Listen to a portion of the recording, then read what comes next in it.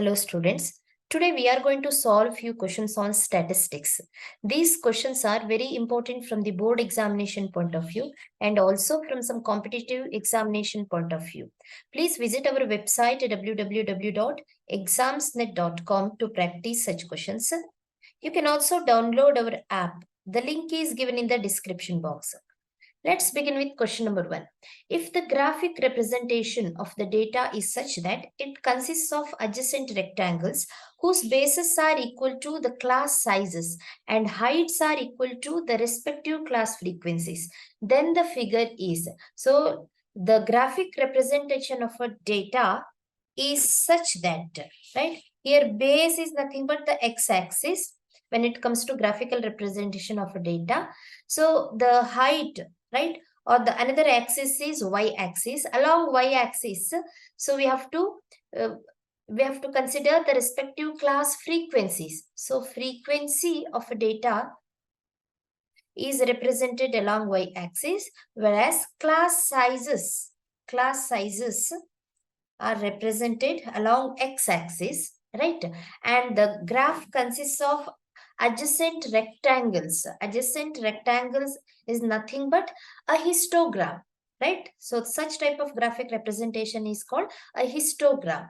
For example, we'll consider class sizes 5 to 10, 10 to 15, 15 to 20, 20 to 25, and the respective frequencies be 10, 7, 8, and 5, right? So along y-axis, we'll consider the frequencies. So let the frequencies be 2, 4, 6, 8, 10. And class sizes be, yes, we'll consider 1 centimeter is equal to 5, right? Therefore, 5, 10, 15, 20, then 25, 30, and so on, right? So represent this data. So here 5 to 10 in the class interval 5 to 10, the respective frequency is 10, right? So here is 10, therefore represent like this, right? So a rectangle, right? So next 10 to 15, the respective frequency is 7, right? We have two adjacent rectangles, and 15 to 20, the respective frequency is 8, like this, and 20 to 25, the respective frequency is 5, right? Therefore, we have adjacent rectangular shapes or adjacent rectangles, right, to represent the given data, right, class intervals and frequencies. Therefore, for the given question, so the such type of graphic representation is called a histogram, right? Option B is the right answer. Question number 2. When rectangles are drawn with the, here is a small correction, rectangles are drawn with the areas, right? When rectangles are drawn with the areas proportional to the frequencies of the respective class intervals, what is the diagram called? Here students, the diagram is called a histogram because the histograms are the diagrams which represent the class interval and the frequency in the form of a rectangle, right? So we'll consider a graphic representation. So along x-axis, we'll consider class intervals, and along y-axis, we'll consider the respective frequencies, right? So there will be as many adjoining rectangles as there are class intervals.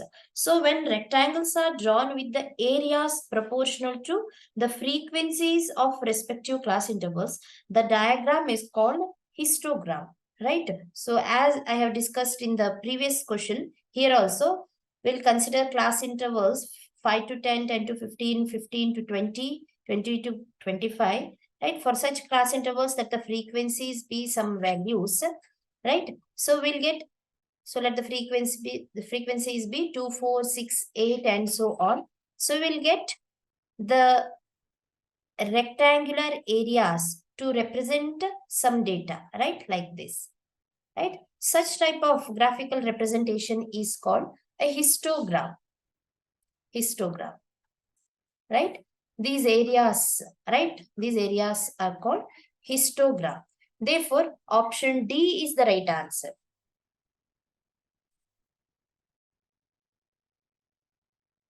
Question number 3. What is the geometrical mean of the observations? So here is the given observation. So we need to find the geometrical mean. So what is geometrical mean? So we'll consider an observation has x1, x2, x3, x4 up to xn. So this is an observation. Its geometrical mean is equal to, since there are n number of observations, so geometrical mean of an observation is nth root of product of all observations. So that is x1 into x2 into x3 into up to xn, right?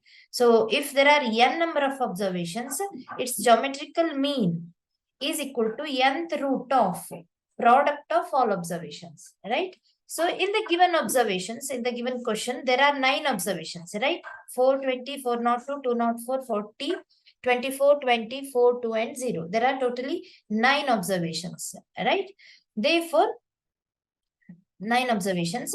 Therefore, geometrical mean of the given observation is 9th root of product of all these numbers. So 420 into 402 into 204 into 40 into 24 into 20 into 4 into 2 into 0.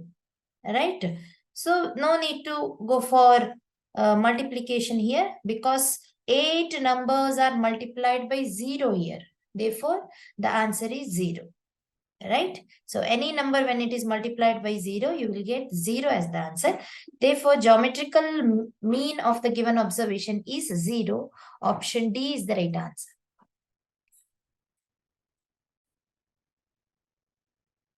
Question number 4. If the mean of 4 observations is 20, when a constant C is added to each observation, the mean becomes 22. The value of C is. So here students, mean of some observations. For example, mean of n observations. So general formula says it is sum of all observations divided by number of observations, right? Sum of all observations divided by number of observations, right? Divided by number of observations. So in the question, mean of 4 observations is given, right? So we'll consider let the observations be A, B, C, D if you consider, or P, Q, R, S, right? So let P, Q, R, S, R and S be the observations. So their mean is given as 20. So what is mean formula? Sum of all observations, which is P plus Q plus R plus S, right? Divided by 4, number of observation is 4, right? Divided by 4 is equal to 20. Therefore, P plus Q plus R plus S value is 20 into 4, which is 80, right? So, moving further, when a constant C is added to each observation, right? So, the mean becomes 22. So, when C is added, mean becomes P plus C. So, when C is added to each observation, right? So, Q plus C plus R plus C plus S plus C, right? So P plus C becomes a new number, Q plus C becomes a new number, R plus C and S plus C, right? Divided by number of observations is equal to 4. So the mean becomes 22, right? So we need to find the value of C here, right? So we know that the value of P plus Q plus R plus S is 80. Just now we had calculated, right? So we can write 80 plus 4C, right? 4 times C is added here is equal to 22 into 4. Therefore, 4C is equal to 22 into 4 is 88 minus 80. Therefore, C is equal to 8 by 4, which is 2. Value of C is 2. Option C is the right answer.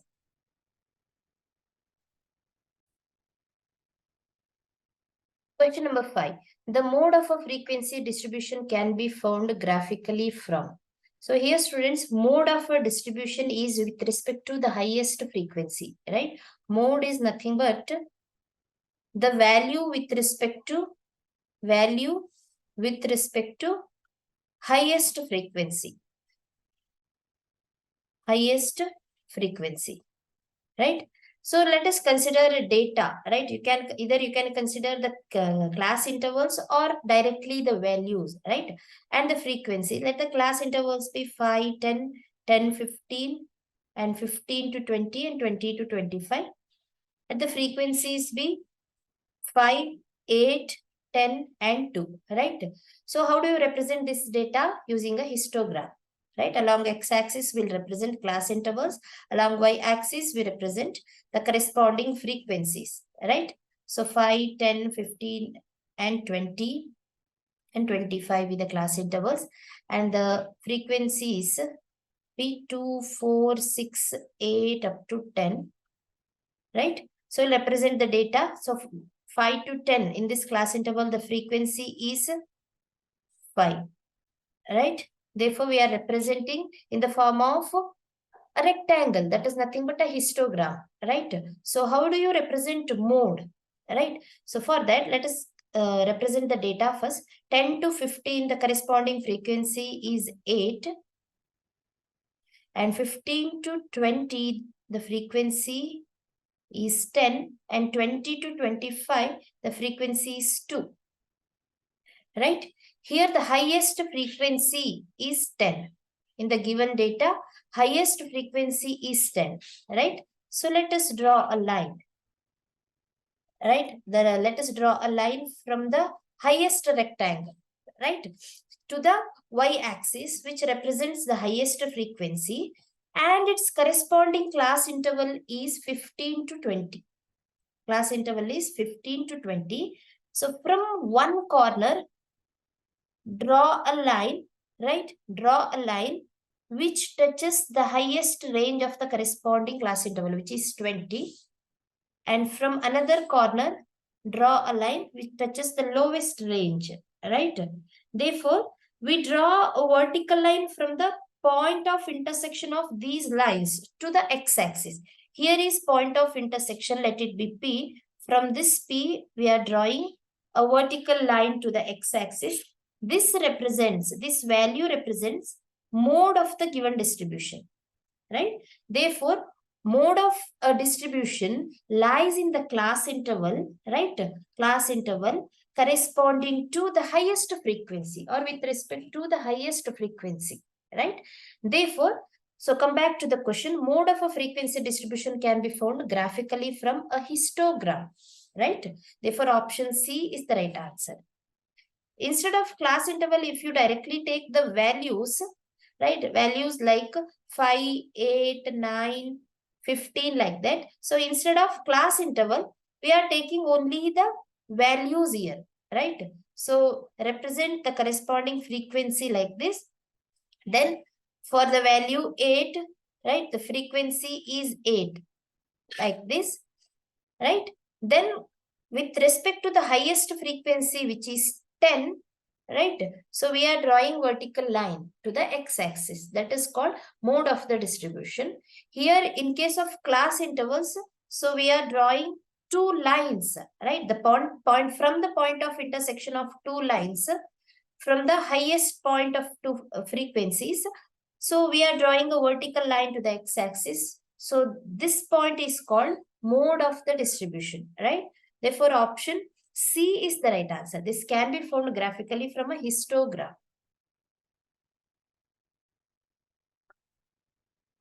Question number 6. 3 sets of data on comparable situations are available as under. Here set numbers 1, 2, 3, 3 sets and number of data are given 9, 12 and 15 and their mean value and standard deviations are given, right? Here we need to find, considering all the data sets together, the overall mean value would be. So overall mean value, the formula says overall mean value is equal to So sum of mean value divided by number of data or observations. Here, number of data are given in 3 different sets, right? Therefore, total number of data, right? So sum of mean value divided by total number of data, right? So how to find sum of mean value, students? So sum of mean value is nothing but the product of mean value and number of data, right? So in 3 different situations or 3 sets of data have been given here. Therefore, so sum of mean value is equal to, so mean value of first set, which is 8 into 9, plus mean value of second set, which is 7 into 12, plus that of third set, 9 into 15, divided by total number of data. So there are 9 plus 12 plus 15 number of data, right? So 9 plus 12 plus 15. Therefore, so 72 plus 84 plus 135 divided by, so 9 plus 12 plus 15, which is 27 plus 9 with 36, right? So add all these numbers. So you will get 5 plus 4, 9 plus 2, 11, then 16 plus 3, 19. So 291 by 36. So you will get 8.08 as, so the total mean value, right? 8.08 is the right answer. So total mean value formula is sum of mean values divided by total number of data, right? So how to find sum of mean values? By taking product of the given mean value and number of data. So add mean value into number of data in each set, right? So like this, then you will get the final answer as 8.08.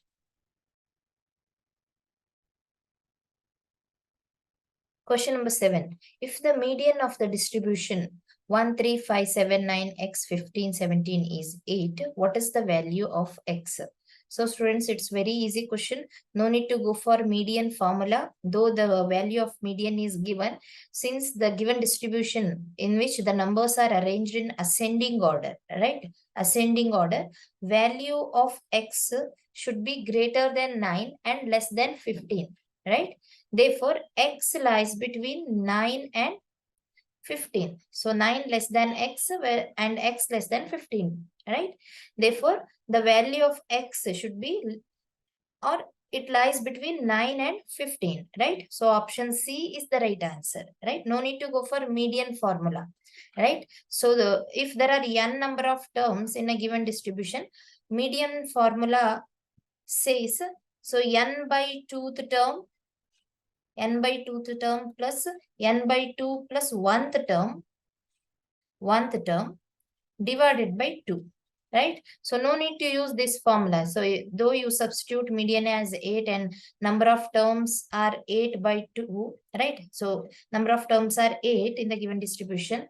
So no need of using this formula, right? So directly it is given that the numbers are arranged in ascending order. So it is understood that the value of x is greater than 9 and less than 15, right? So option C is the right answer.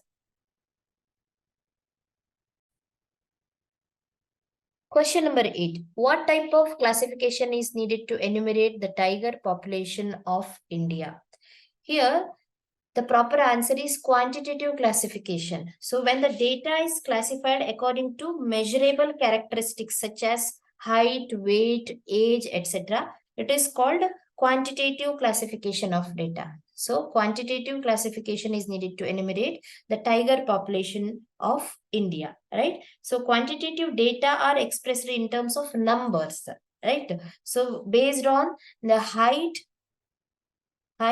weight, age, right, etc., even the color, etc., the tiger population will be classified as the small tigers, aged tigers, right, and according to their weight, right? Therefore, this type of classification is called quantitative classification, which is expressed in terms of number, right? How many aged tigers are there, right? How many more weight tigers are there? How many height tigers are there in India, right? Like that. So this will be classified. Their number will be classified, right? And white tigers, right? Therefore, according to their color also, the number will be classified. Therefore, it is expressed in terms of numbers. Therefore, it is called quantitative classification, right? Therefore, option D is the right answer. So the data is classified according to measurable characteristics, right? Classified according to measurable characteristics.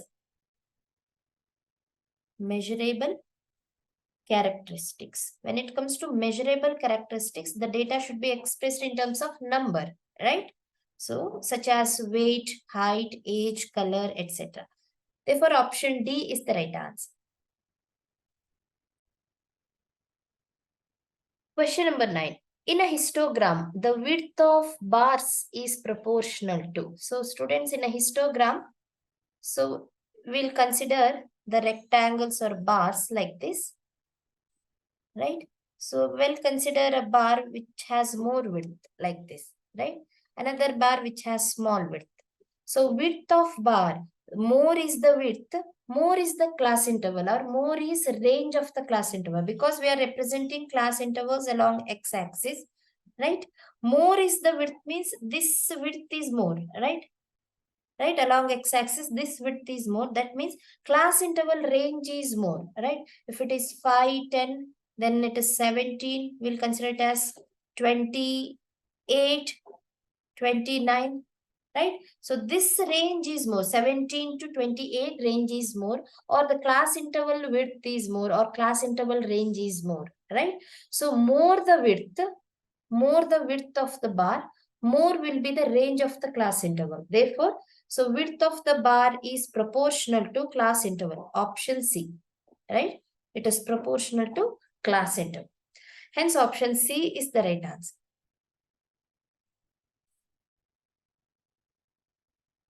Question number 10. The mean of the numbers A, B, 8, 5, 10 is 6 and the variance is 6.80. Then which one of the following gives the possible values of A and B? Here, students, you should know the concept of mean and variance first. Then only you can solve such type of questions. So what is mean of a given distribution or mean of some observations? So in generally, we can say mean is equal to sum of observations or sum of values, anything you can consider, sum of observations divided by total number of observations, right? Total number of observations.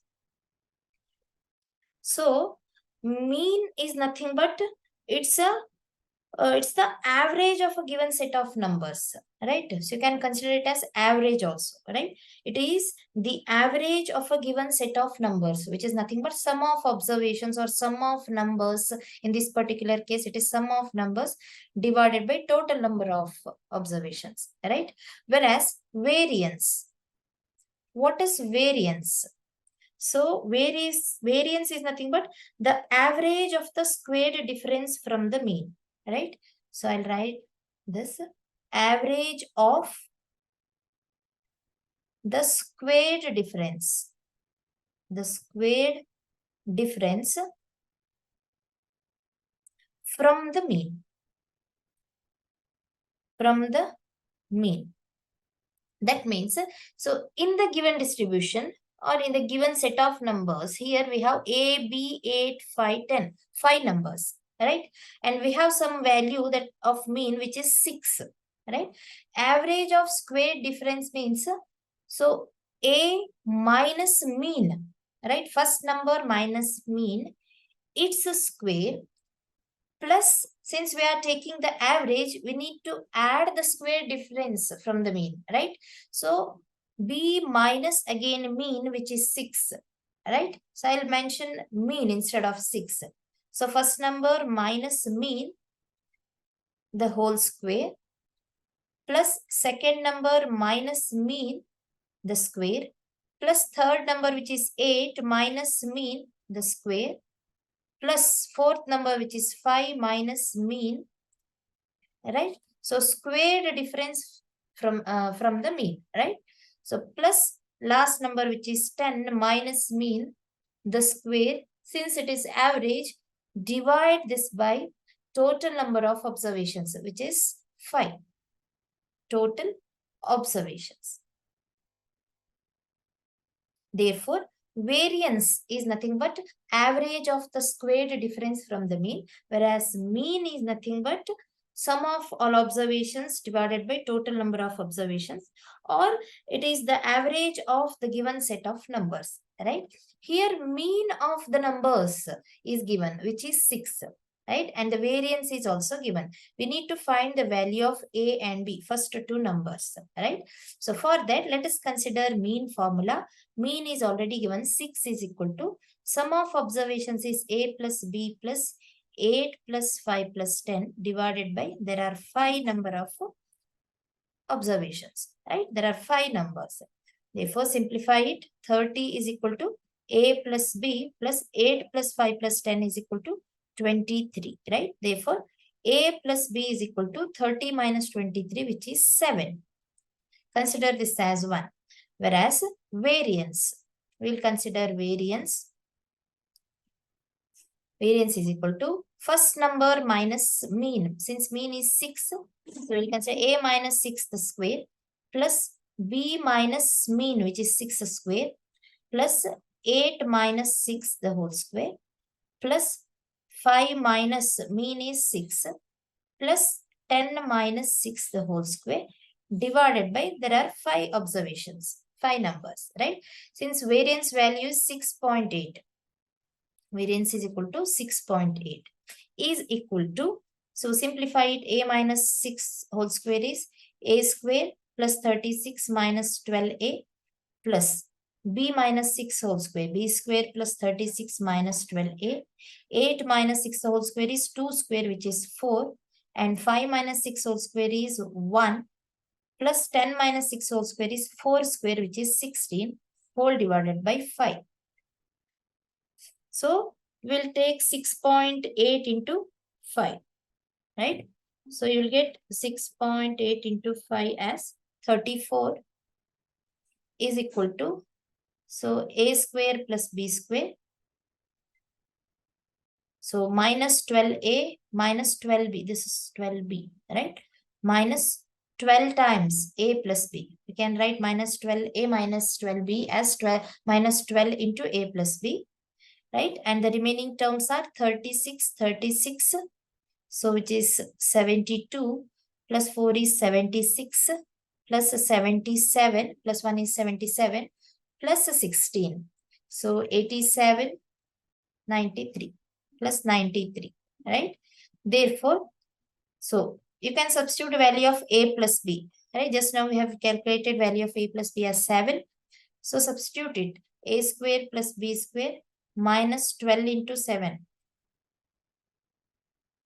right? 8 minus 84. So plus 93, right? Therefore, so A square plus B square plus 9, right? 84 minus 84 plus 93 is plus 9. Therefore, A square plus B square is equal to, yes, 25, right? Value of A square plus B square is equal to 25. And A plus B is 7, right? A plus B is 7. So A square plus B square can be written as A plus B the whole square minus 2 times AB, right? Is equal to 25. Since A plus B is 7, so 7 square is 49 minus 2AB is 25. Therefore, 2AB value is 49 minus 25, which is, so 35, 45, so 24. Therefore, AB value is 24 by 2, which is 12, right? So A plus B is 7. AB is equal to 12. So what's the value of A and B? So A is 3, B is 4. Or you can interchange the values. A as 4, B as 3, right? So value of A and B are 3 and 4, right? Since the numbers are arranged in ascending order, right? A, B, not particularly ascending order, so that you can interchange the values. Yes, here the numbers are not arranged in the ascending order. Just you can interchange the values of A and B. A as 4, B as 3 also can be possible, right? So option C is the right answer, right? Only thing is you should know the value or the formula to find the variance of a given distribution. So variance is nothing but average of the square difference from the mean, right? That this concept you should know. Then easily you can solve such type of problems, right? So option C is the right answer. So students, if you want to practice such type of questions, please visit our website www.examsnet.com. You can also download our app. The link is given in the description box.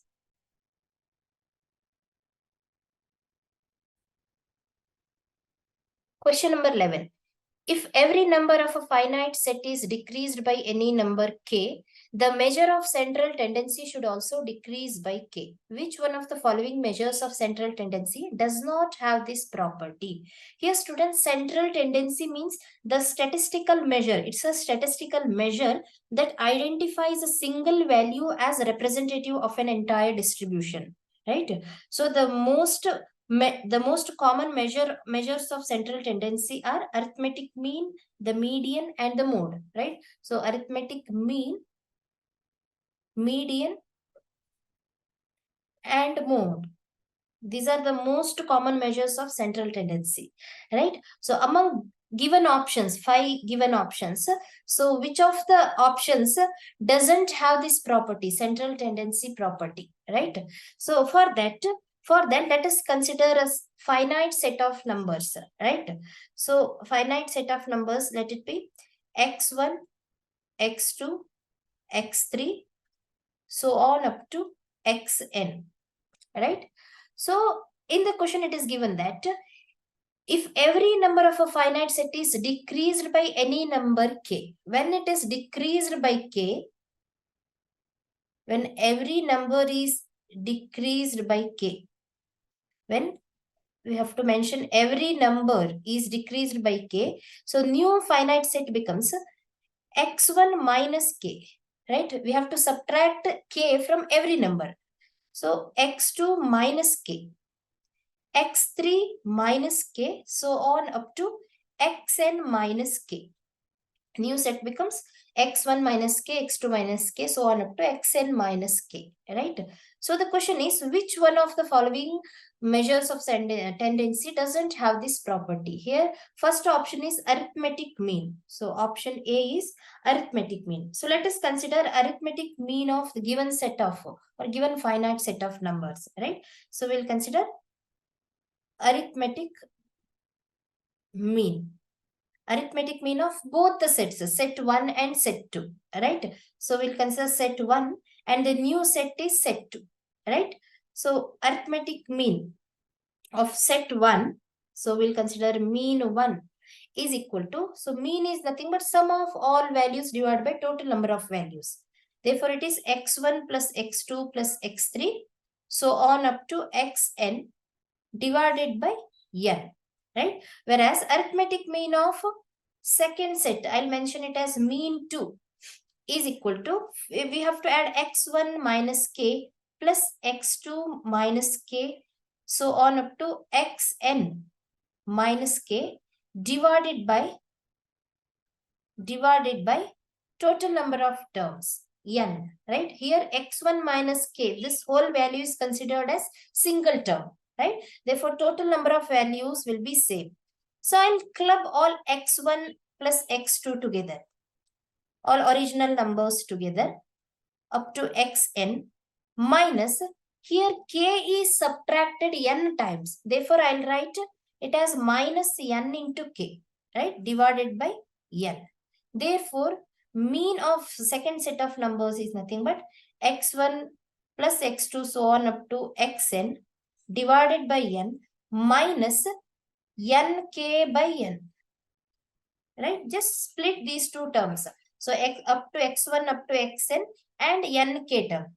So here we can cancel n and n. Therefore, mean to second mean or mean of second set of numbers is first mean of first set of numbers minus k. Right? According to the question, if every number of finite set is decreased by any number k, so measure of central tendency, which measure? So arithmetic mean, right? So it should also decrease by k. So arithmetic mean minus k, old arithmetic mean minus k, right? Therefore, arithmetic mean it has the property of that means, so first option has the property, right? So that if every number of the given set is decreased by k, the arithmetic mean also decreased by k, right? So option A is not the answer because the question is which one doesn't have this property. Let us try the second option, median, right? We'll consider median.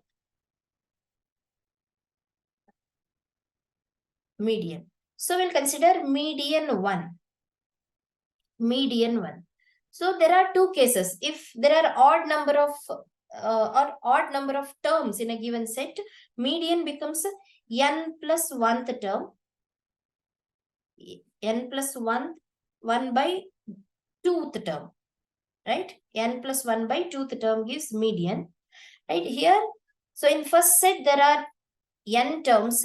So xn is the nth number plus 1 by 2 gives median of first set, whereas median of second set. So just imagine there are odd number of values in the given set, right? For odd number of values, median becomes xn plus 1 by 2, right? Median 2, for the second set, median 2 becomes xn. So the last number is subtracted, right? So k is subtracted from last number. So xn becomes xn minus k plus 1 by 2, right? Therefore, I'll write it as xn plus 1, right, by 2. Here, I just subtract k. Xn plus 1 minus k by 2, right? Therefore, so in the median also, k is subtracted from the first median, right? From the original median. K is subtracted. Therefore, so median has this property, right? So the central tendency median has this property. So next is mid-range. So what is mid-range? That is arithmetic mean of largest and smallest numbers, mean of xn and x1, right? So we'll consider mid-range.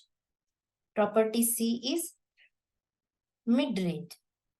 In the original set, mid-range 1 is equal to xn plus x1 divided by 2, right?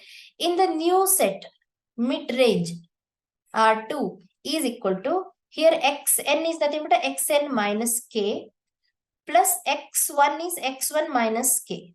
K is subtracted from each number. So by 2 gives mid-range. Therefore, I'll write it as xn plus x1 minus 2k by 2, right? So I'll take xn plus x1 first by 2 minus 2k by 2 is k. Therefore, so in case of mid-range also, k is subtracted from the original mid-range.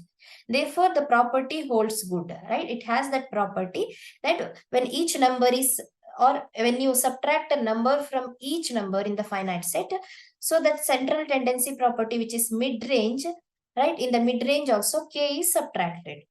Next comes geometric mean. Geometric mean. We'll consider next property. Geometric mean, right? So for first set of numbers, x1, x2, x3, so on up to xn, geometric mean 1 is nothing but, it is nth root of product of all numbers, x1 into x2 into x3 into so on up to xn, right? For the new set of numbers, geometric mean is equal to nth root of, right? Nth root of x1 minus k into x2 minus k, so on up to xn minus k. right? So in this case, so geometric mean, in the geometric mean of second set of numbers, the number k is not subtracted from the geometric mean of first set, right? So we'll consider an example. So let the finite set be 3, 6, 9, set of three numbers, right? Set of three numbers. So geometric mean of set of three numbers is nth root of, here number of n is nothing but number of terms, n is equal to 3 here, right? So third root of 3 into 6 into 9, which is equal to third root of the product of 3, 6 and 9 is 162, right? When a number k is subtracted from each number, right? So let k be 2. So new set becomes so 3 minus 2, then 6 minus 2 and 9 minus 2. That means 1, 4 and 7. This becomes new set. And its geometric mean becomes nth root of, again n is 3, third root of 1 into 4 into 7. Right? So which is equal to third root of 28. Here third root of 28 is not equal to third root of 162 minus k, or it is not equal to third root of 162 minus 2. According to the given rule, the new geometric mean should be equal to the original geometric mean, which is third root of 162 minus k. So this property doesn't hold good for geometric mean, right? Which property? So the number k should be subtracted from the original central tendency. This property doesn't hold good for geometric mean. Therefore, option D is the answer, right? So the measure of tendency that doesn't have the given property is geometric mean. In the remaining measures of tendency, it may be arithmetic mean, median or mid-range. So the given property, it holds good, right? So option D is the right answer.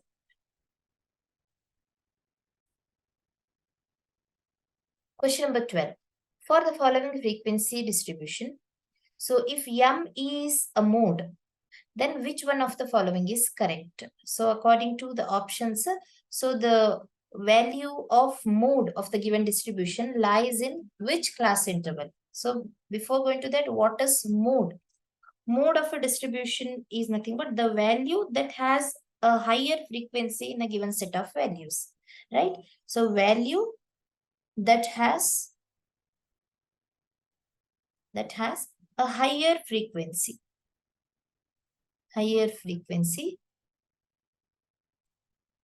in the given set of values or given class intervals, right? So in the given distribution, so 170 is the highest frequency, right? This highest frequency is with respect to the class interval 15 to 20. Therefore, mode m of the given distribution lies between 15 and 20, right? Therefore, mode lies between 15 and 20. In this class interval, the mode of the given distribution lies. Since the frequency is higher in this class interval, therefore, let's look at the options. 15 less than m less than 20. Option C is the right answer, right?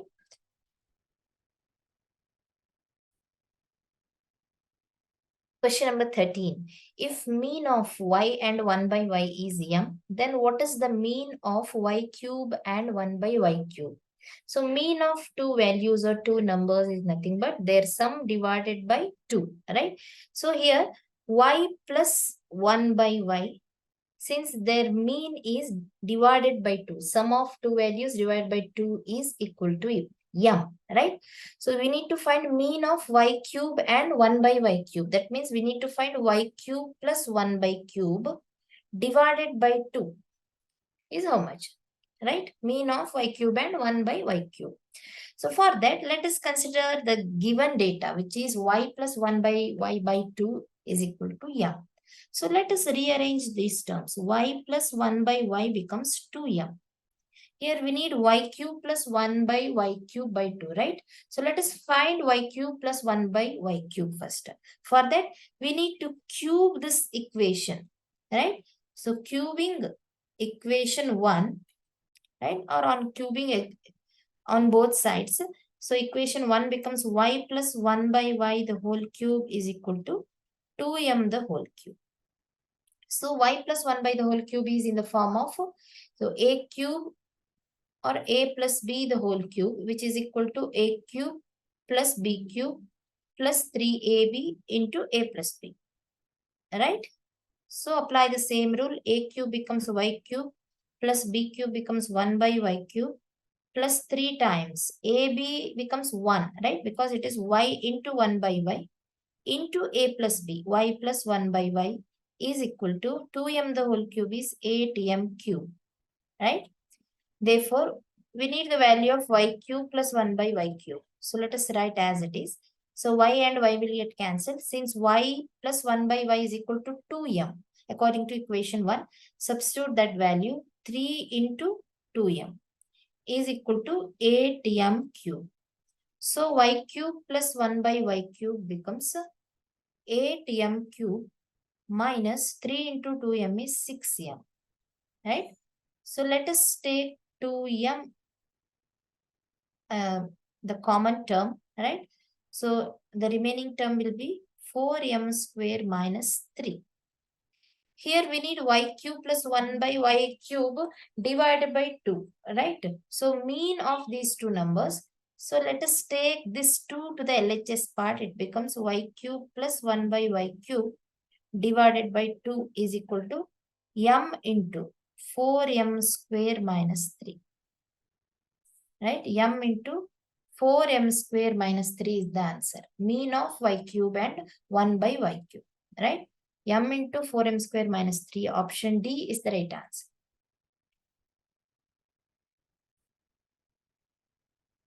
Question number 14. The mean mark of 30 students in a class is 58.5. Later on, it was found that mark 75 was wrongly recorded as 57. Find the correct means. So students, mean marks of a class so is given. So mean is equal to, so total marks divided by number of students, right? So total marks divided by number of students. Here, there are 30 students, right? So the number of students is equal to 30 and mean marks is given. So 58.5, right? And later on, it was found that 75 marks was wrongly recorded as 57. Therefore, there is a difference in marks here, right? So difference in marks is 75 minus 57, which is, so 77, which is 18 marks difference. So instead of 75, 57 marks was written, right? Therefore, we need to add 18 more marks to the total marks, right? So for that, we need to find total marks first, right? So total marks is equal to mean into number of students, right? So mean mark is 58.5 into 30 students, right? So 58.5 into 30. So which is equal to, so 30. So 1755 is the total marks written, right? But in that total marks, 75 was wrongly recorded as 57, right? So we'll consider difference in marks. Difference in marks is equal to 18, right? 75 minus 57, which is 18. That means we need to add 18 more marks to the total marks. You should not subtract that value. You should add, right? So because the marks was more, it was 75, but it was written as 57, right? Therefore, we'll consider actual total marks. Actual total marks as 1755 plus 18, right? So you will get 1773. So 1773 is the actual total marks, right? Therefore, we need to find the correct means, right? So correct mean marks is, equal to, again by the same formula, it is total marks divided by number of students. Here it is actual total marks, right? So actual total marks is 1773 by 30 is equal to 59.1.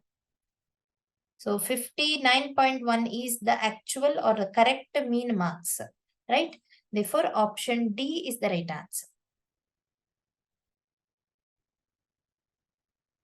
Question number 15. The mean temperature of Monday to Wednesday was 37 degrees Celsius and of Tuesday to Thursday was 34 degrees Celsius.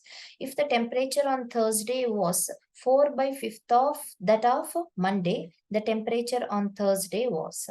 So we need to find temperature on Thursday. And it is given that mean temperature of Monday to Wednesday, right? It is 37 degrees Celsius. So that means Monday, temperature on Monday plus Tuesday plus Wednesday, since it is mean, divide by 3, number of days, is equal to 37 degrees Celsius. And that of Tuesdays to Thursday. So Tuesday, temperature on Tuesday, Wednesday and Thursday, total temperature divided by number of days is equal to 34 degrees Celsius. Right?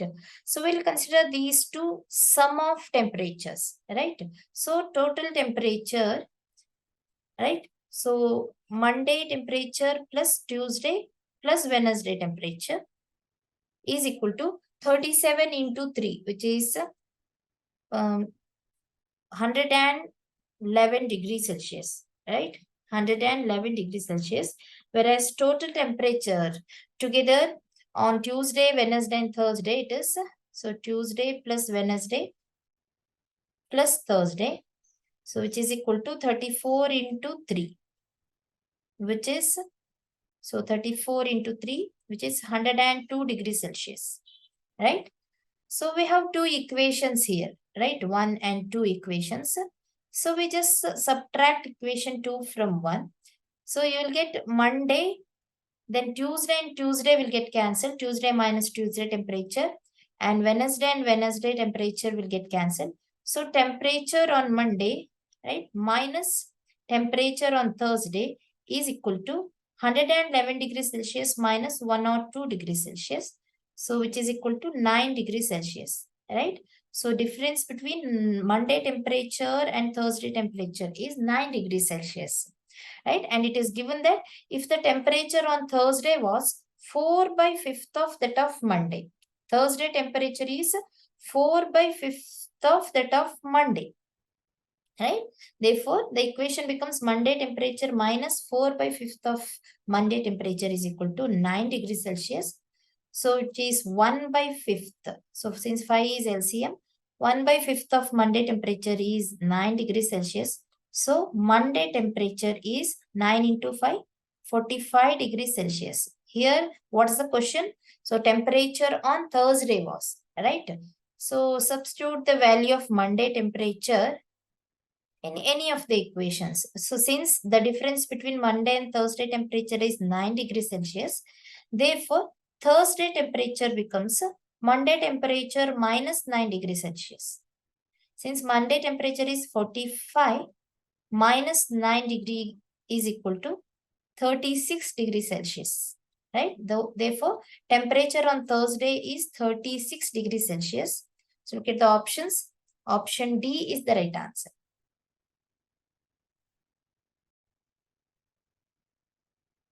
Question number 16. From a series of 80 observations, an observation with value 36 is dropped, but the mean remains the same. What was the mean of 80 observations? Just imagine, students, there are 80 observations, like A1, A2, A3, up to 80 observations, right? So, mean of an observation is nothing but sum of all observation divided by number of observation, right? So, if you consider mean of the observation, so sum of observations divided by sum of observations divided by number of observations. Here, there are 80 observations divided by 80, right? If one value is dropped with value 36, right? So, the value 36 is dropped. So, what will be the number of observations? So, there will be only 79 observations if one value is dropped, right? Therefore, so new series, if you consider new series, So like A1, A2, A3, if one value is dropped, new series becomes up to A79, right? So number of observations, N will be 79 and mean remains the same. The same mean is equal to, so what will be the sum of observations? So sum of observations becomes, so the old sum of observation minus 36 because the value 36 was dropped, right? So sum of observations minus 36 divided by, so 79, right? So there are only 79 observations because one was dropped, right? So consider these two, equation 1 and 2. Here, mean remains same. Mean of the observation remains same. So we'll consider sum of the observations particularly, right? Sum of observations is equal to, so 80 times mean of the given distribution or observation. 80 times mean, and also sum of observations minus 36. Sum of observations minus 36 from equation 2 is equal to 79 times mean. So number of observations into mean of observations. So we'll consider these two equations, right? So for our convenience, we'll take these as equation 3 and 4. We just subtract equation 4 from 3, right? Equation 3 minus 4 gives sum of observations and sum of observations will get cancelled. We'll have minus of minus 36, which is 36 is equal to 80 times mean minus 79 times mean. So which is mean of the observation. So it remains the same, right? Mean of the observation is, yes, 36, right? Therefore, option C is the right answer, right? So it remains same. That means mean of the observation is 36. I'll repeat once again. So mean of 80 observations remains the same when one of the values is dropped and its value is 36, right? We'll consider mean of the observation as sum of observation by number of observation, which is 80.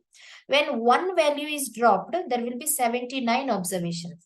Therefore, the new mean becomes a sum of observations. That means sum of old observations minus 36, right? So divided by 79. This is number of observations.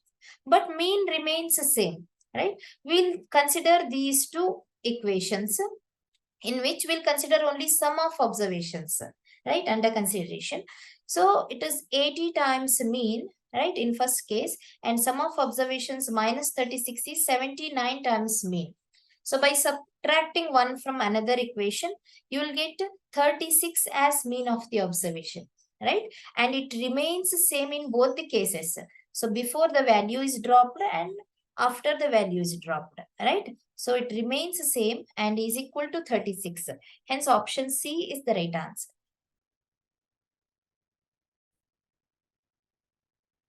Question number 17. The mean of 100 items was 46. Later on, it was discovered that the item 16 was misread as 61 and another item 43 was misread as 34, right? It was also found that the number of items was 90 and not 100. Then what is the correct mean? Here, mean of 100 items was given, right? So, mean is equal to, we'll take the general formula here. In this particular case, it is sum of items, right? Mean of 100 items. Therefore, it is number of items is equal to 100, right? So, number of items. Sum of items divided by number of items. And the mean is given as 46, right? Therefore, 46 is equal to sum of items divided by how much? 100 items, right? Therefore, sum of items, right, is equal to 46 into 100, mean into number of items, which is 4,600, right? But it was discovered that later on, the item 16 was misread as 61, right? So this actual item was 16, that not the number of item, the value on the item, right? So item 16 was misread as 61, right? Therefore, we need to subtract 16 minus 61 from the total sum of items, right? So subtract 16 minus 61. So 16 minus 61 is equal to how much? So which is 45, right? So we have to subtract 45 from some of the items, right? Because the actual item was only 45, right? So we have to subtract this value. Therefore, so we'll consider the higher value first. So actually it was 16, but it was misread as 61. Therefore, subtract this value, right, which is equal to 45. And also the item 43 was misread as 34, right? Therefore, we have to add the extra value, which is 43 minus 34, which is 9. We need to add 9, the number 9 to which number? To the sum of items, right? Therefore, the actual sum of items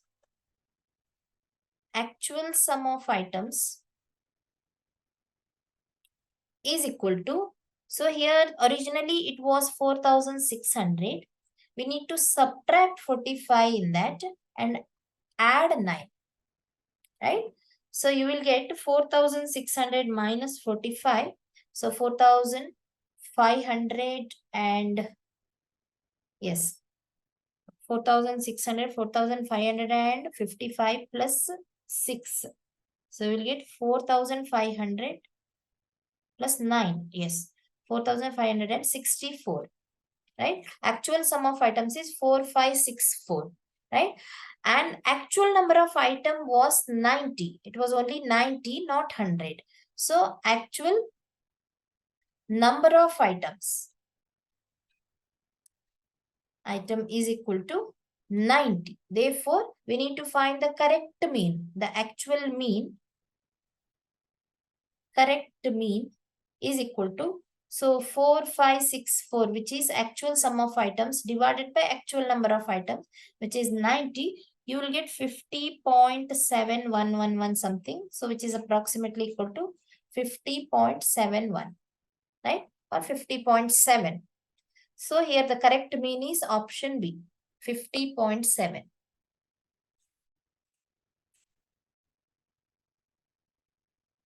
Question number 18. Which one of the following statements is not correct with reference to a histogram? So which of the following options is correct here, right? Which is not correct. Here the first option is frequency curve is obtained by joining the midpoints of the top of the adjacent rectangles with a smooth curve. So which is correct? Correct statement. So we'll consider a histogram for the better understanding, right?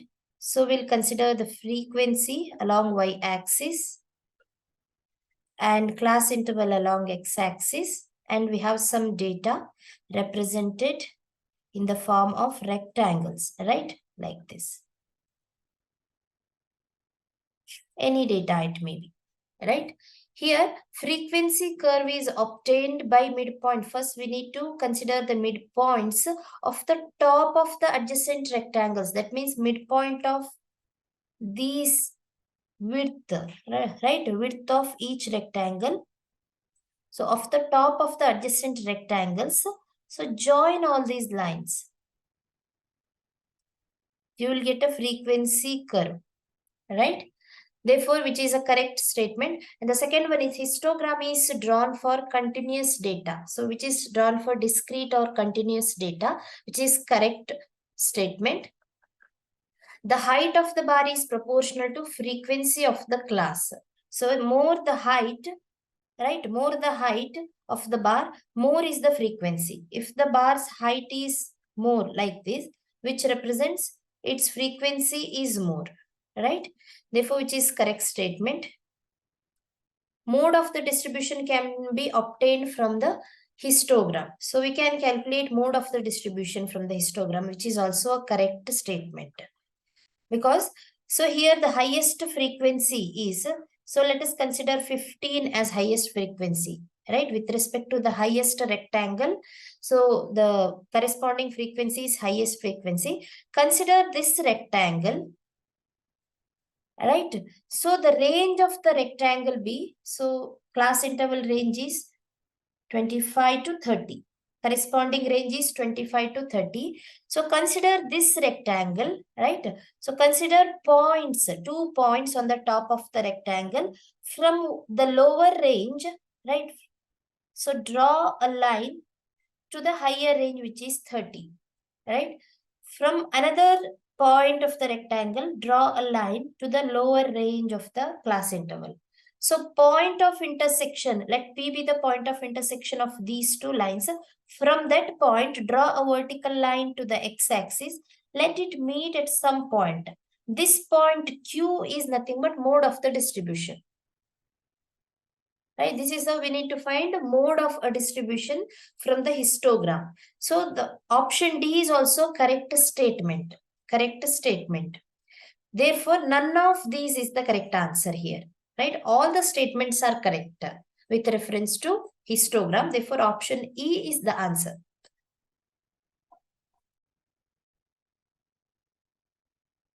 Question number 19. What is the harmonic mean of 10, 20, 25, 40 and 50? Here in the given set of numbers, we need to find the harmonic mean, right? So harmonic mean of a given distribution, so which is H is equal to, the formula says 1 by H is equal to 1 by N into 1 by x1 plus 1 by x2 plus 1 by x3, so on up to 1 by xn. Right? Here, x1, x2, x3, so on up to xn are the numbers of the given distribution, right? So these are the values. Here there are 5 numbers, right? So 10, 20, 25, 40 and 50, right? So here the total numbers n is equal to 5. Right? Therefore, harmonic mean H is equal to, so we cannot directly consider H. So inverse of H we need to consider, right? 1 by H is equal to 1 by 5. So there are 5 numbers into 1 by x1 is the first number, which is 1 by 10 plus 1 by 20. Second number 1 by 25 plus 1 by 40 plus 1 by 50. Right? So which is equal to, so 1 by h is equal to 1 by 5. So take the LCM of these numbers. So 200 is the LCM, which is divisible by all 5 numbers, right? So 10 into 20 is 200 and 20 into 10 is 200. So numerator becomes 10 and 25 into 8, then 40 into 5 is 200 and 50 into 4 is 200. Therefore, the numerator becomes 20 plus 10, 30 plus 8, 38 plus 5, 43 plus 4, 47 by 5 into 200. Right? Therefore, so it is 1 by h. Therefore, h is equal to 5 into 200 by 47. So, which is nothing but 1000 by 47. So, you will get 1000 by 47 as 21.276. Right? 21.276. So, in the given options, the nearby value is given, which is 21.3.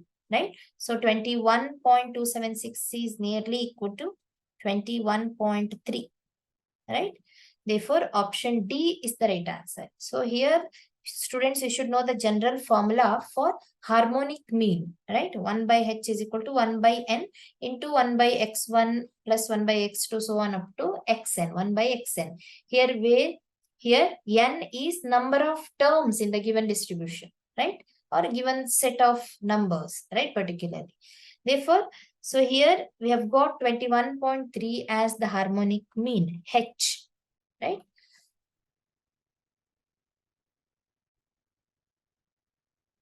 Question number 20. Assume that the population density of 5 major states of India are given. Which one of the following diagram is suitable to represent the data? Here, students, we are summarizing a set of nominal data, right? Population densities of 5 major states of India means we are summarizing So summarizing a set of nominal data. Therefore, the proper diagram or suitable diagram to represent the data is pie diagram, right? So displaying the different values of a given variable. For example, percentage distribution or density distribution, population density distribution, right? In such a case, we use pie diagram. For example, so we'll consider a pie chart and 5 different states and their distribution or the population density distribution, right? So in terms of percentage, if we consider, or in terms of angle particularly, right? If the density is considered in terms of percentage in the normal data, in pie chart we'll consider in terms of percentage. For example, 89% of population distributed in Kerala, for example, and in Assam, so we'll consider 33% of the population is distributed, right? Like that, out of 360 degree. So what degree of population is distributed in particular state, right? Which is called pie diagram, right? Therefore, here pie diagram is used to summarize a set of nominal data, right? So summarizing a set of nominal data or displaying the different values of a given variable, right? Therefore, option C is the right answer. Students, if you want to practice such questions, please visit our website www.examsnet.com. You can also download our app. The link is given in the description box.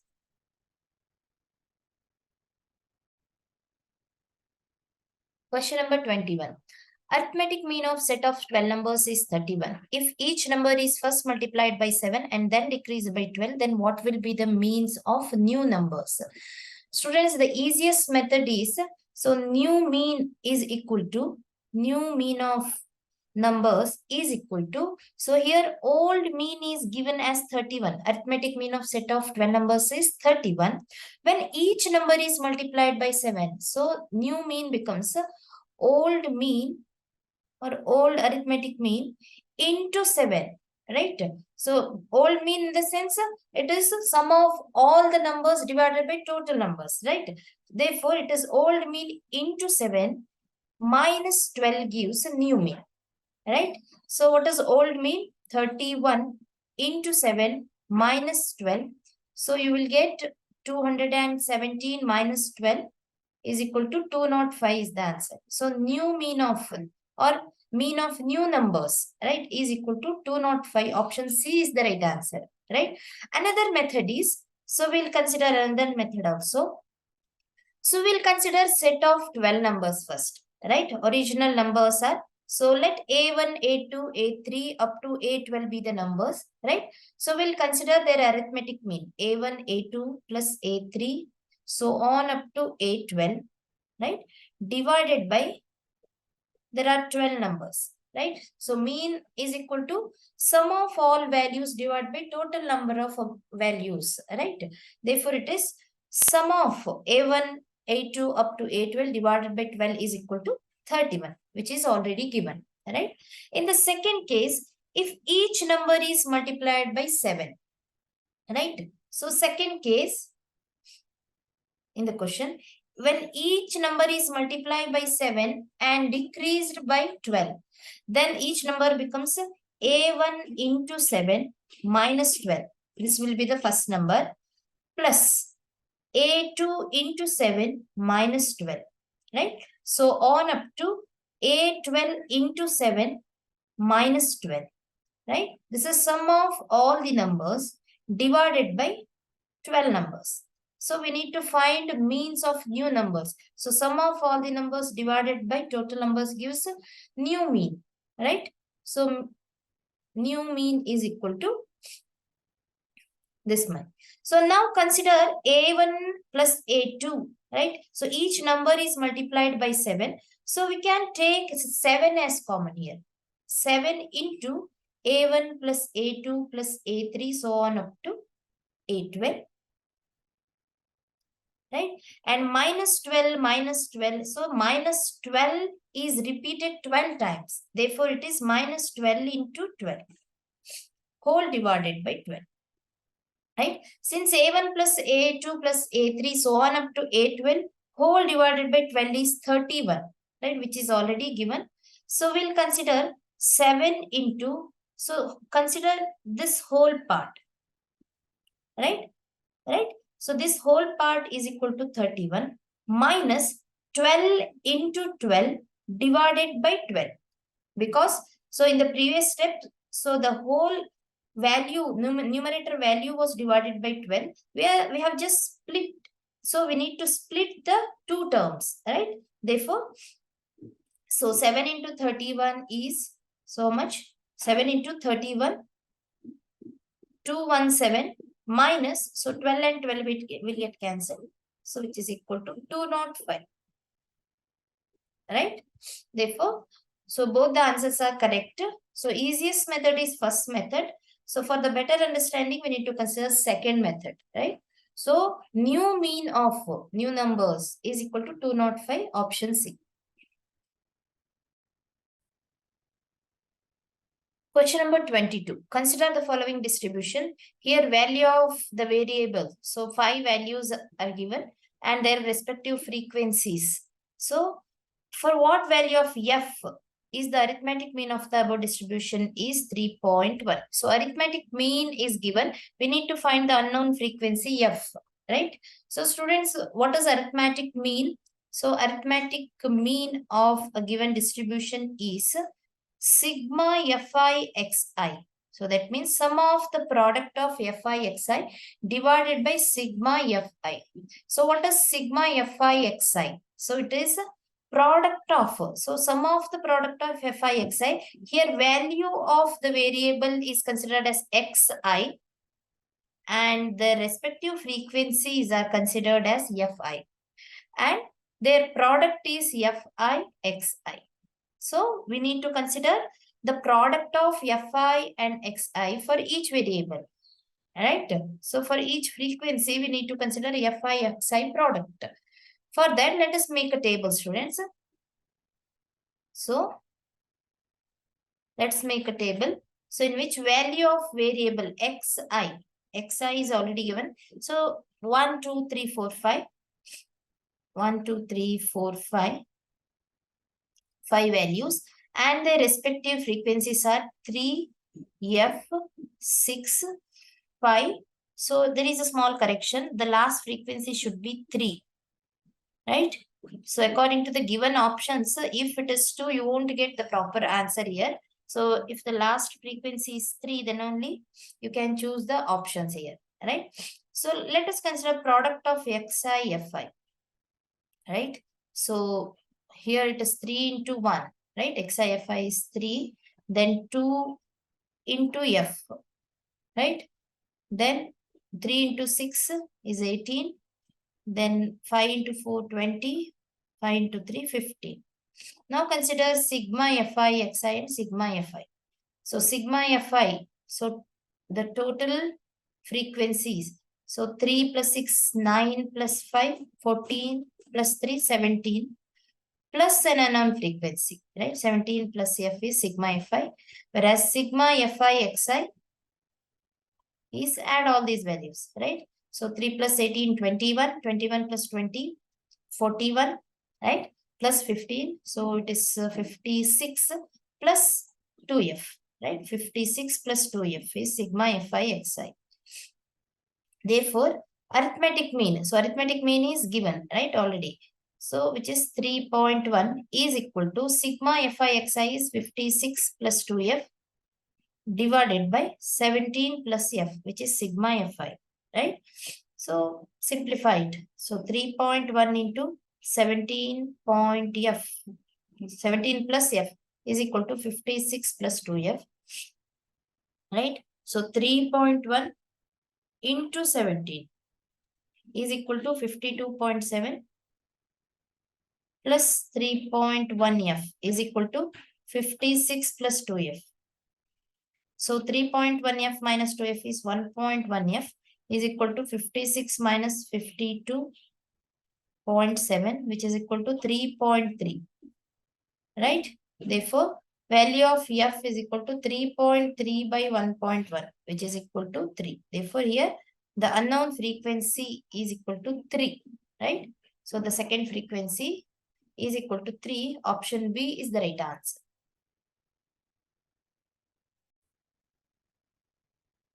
Question number 23. Mean of 25 observations is 72. Find the value of 13th observation if the mean of the first 13 observations is 64 and the mean of the last 13 observations is 78. Students, we need to find 13th observation here, right? So we'll consider the observations from A1. So let A1, A2, A3 be the observations. There are 25 observations given, right? So A1, A2, A3, A4, right? So on up to A25. There are 25 observations, right? So mean of 25 observations is given. So if there is a mean, it is understood that we need to take sum of all the observations divided by number of observations, right? I'll mention that mean is equal to sum of observations, sum of all observations divided by number of observations. Number of observations, right? So there are 25 observations. So we'll take sum of all the observations, A1 plus A2 plus A3 plus A4. So we'll consider A13 up to A25, right? This gives sum of all the observations divided by 25.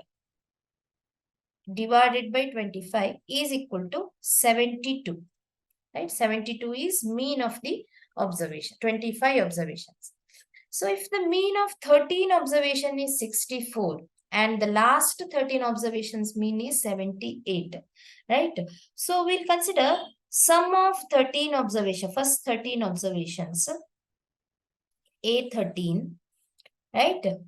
And sum of last 13 observations, that is A13 plus A14, so on up to A25.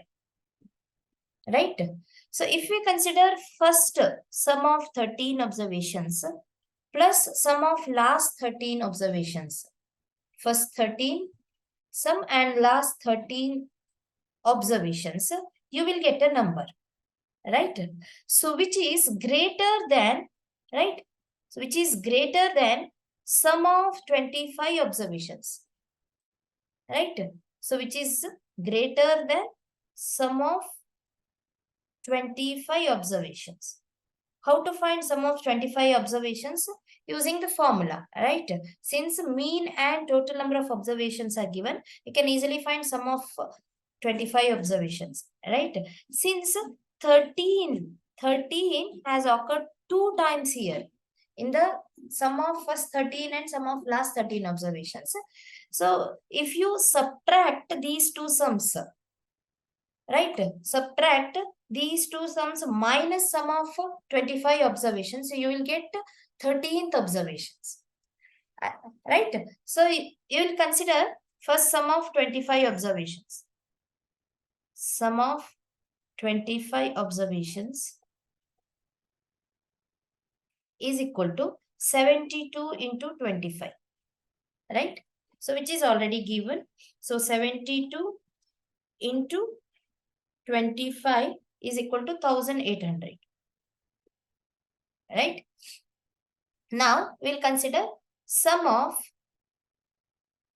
first 13 observations. First 13 observations. So which is nothing but mean of first 13 observations, which is 64, into number of observations, which is 13, right? 64 into 13. So 64 into 13 is equal to 832 is sum of first observation, first 13 observations, and sum of last 13 observations is equal to their mean into number of observations. Mean is 78 into again last 13 observations, right? So 78 into 13 is equal to 1014, right? So we'll consider sum of these two sums, which is greater than sum of 25 observations, right? Therefore, Therefore, 13th observation is equal to, so 832 plus 1014 minus 1800. Because here 13 is 2 times, right? We have written 13 2 times.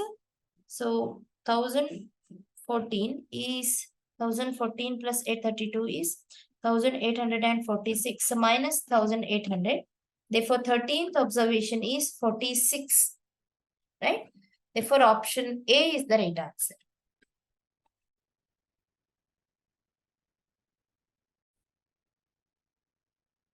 Question number 24. The following observations have been arranged in the ascending order. So 29, 32, 48, 52, A plus 3, so on up to 92. So there are 10 observations. So number of terms or number of observations is equal to 10. N is equal to 10 here, right? Solve for A. If the median of the following data is given 61.5, right? Here median of the observation is 61.5. For a given observations, median is nothing but its middle value, right? Median is nothing but its middle value. There are 10 observations here, right? So can we consider the middle value of 10 exactly? So here for first 5 observations, here we can stop, right? 29, 32, 48, 52 and A. And if you consider last 5 observations, here we can stop. So the middle value lies between A and A plus 3, right? So middle value lies between A and A plus 3. If we consider the average of A and A plus 3, we will get the median, right? So general formula of median says median is equal to n by 2th term. N by 2 means total number of terms is equal to n, which is 10 here. 10 by 2 is 5th term plus n plus 1 by 2th term. So here n plus 1 means, so n by 2 plus 1, not n plus 1, n by 2 plus 1th term. That means 6th term divided by 2. Taking the average of middle two values, right? A and A plus 3. You will get the median. So it is possible when n is an even number. N is even. Total number of terms is equal to even, right? Therefore, n by 2th term is, n is 10, there are 10 terms. So 10 by 2th term, which is 5th term, plus 10 by 2 plus 1th term, which is 6th term, by 2, right? So median value is already given, which is 61.5 is equal to 5th term plus 6th term. 6th term by 2. 5th term is unknown, right? A, and 6th term is A plus 3. A plus 3 by 2. Simplify it. 61 into 61.5 into 2, which is 123, right? Is equal to 2A plus 3. So 2A is equal to 123 minus 3 is 120. A is equal to 60, right? So 5th term or A, right? So we need to find the value of A is 60. Option B is the right answer.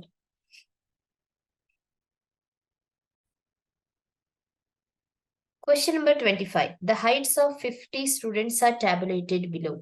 Here are the class intervals and the frequencies. That means number of students in that particular height range, right? Here the frequency represents number of students in that particular height range, right? Height ranges are so in the form of class intervals here. Here the question is, which one of the following is correct about the distribution, right? Here the options are, it is positively skewed, it is negatively skewed, it is symmetric, it is extremely asymmetric. Here the meaning of positively skewed and negative skewed means, so in a frequency distribution, if mode of the distribution is less than median and median of the distribution is less than mean, then the given distribution is positively skewed, right? So secondly, it is negatively skewed means if mean of the given distribution is less than median and median is less than mode, then the given distribution is negatively skewed, right?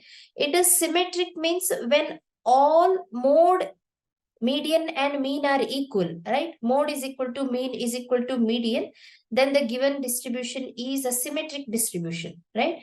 It is extremely asymmetric means when mode is equal to 3 times median minus 2 times mean, right? Mode is equal to 3 times median minus 2 times mean, then the given distribution is extremely asymmetric distribution. So we have to check whether the three parameters mode, median and mean are how they are related, whether they are positively skewed, negatively skewed, symmetric or asymmetric. We have to check. For that, we have to find the values of mean, median and mode, right? So how to find mean? So using the formula, right? So we have three formulas for mean, median and mode. So let us consider these, right?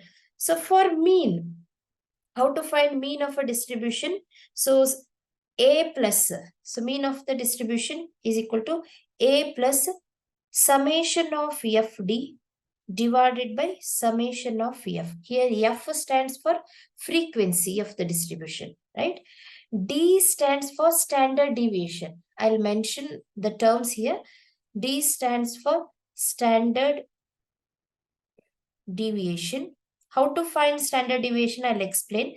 So here F stands for frequency, that particular corresponding frequency, and summation F means total frequency. Total frequency, right? So this is to find mean of the given distribution, right? Next comes mode. How to find mode? So we'll consider mode of the distribution. So which is equal to L plus F1 plus F0 divided by 2 times F1 minus F0 minus F2. Here what is L?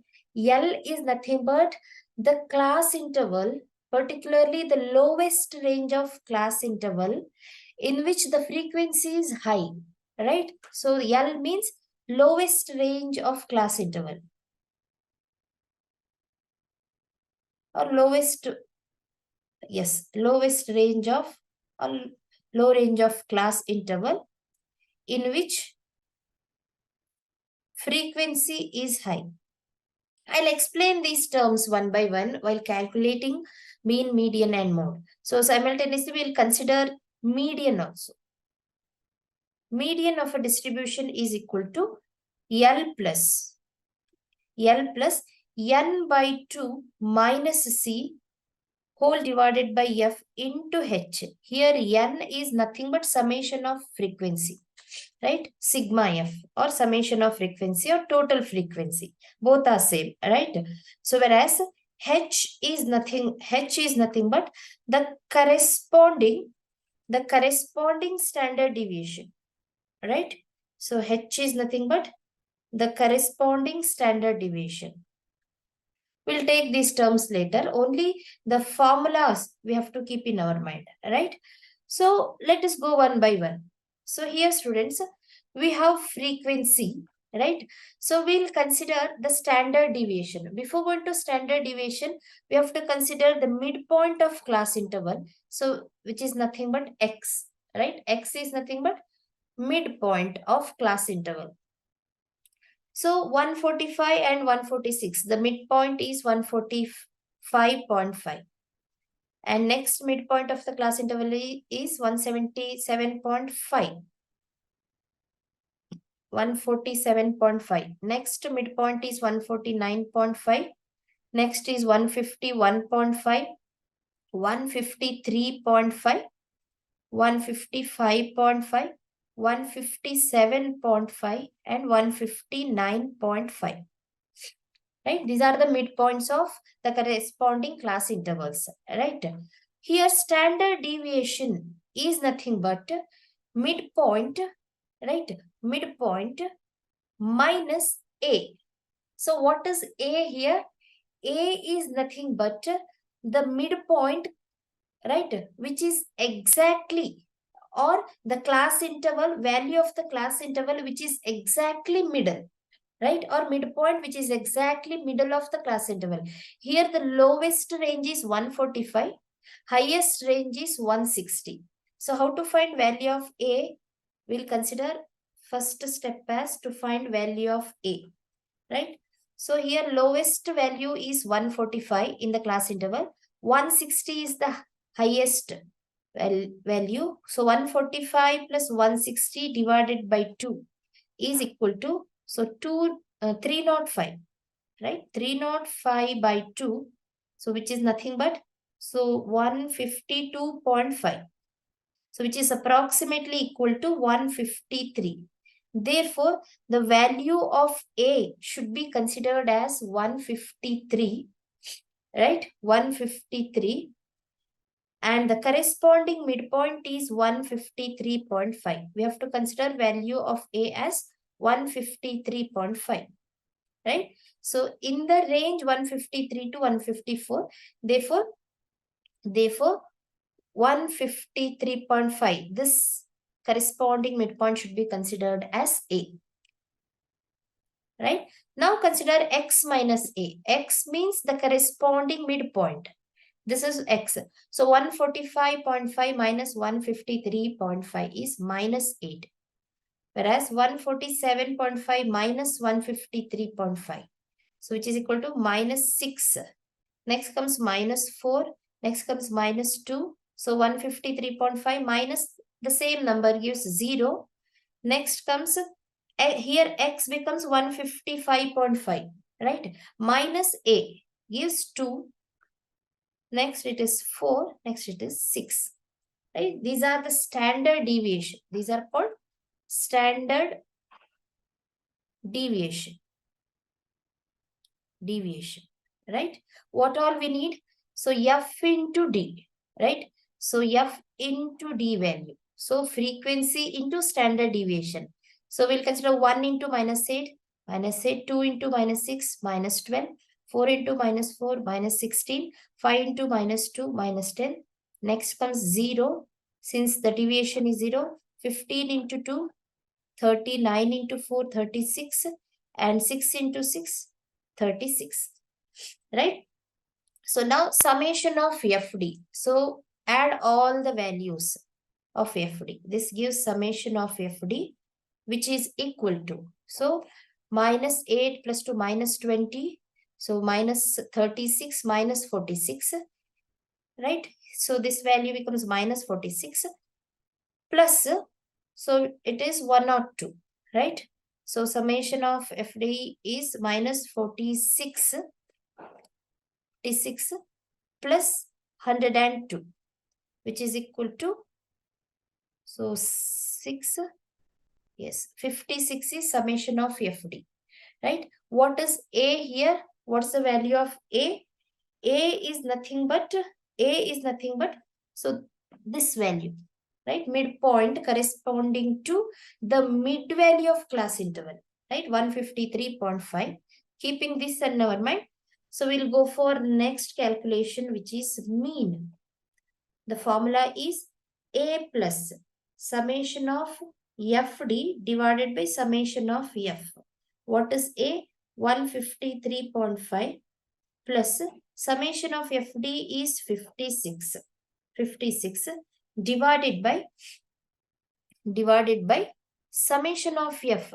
Add all the frequencies. Here, summation of F means sum of frequencies. You will get 3 plus 4, 7 plus 5, 12 plus 8, 20. Then 35 plus 9, 44 plus 6 is 50.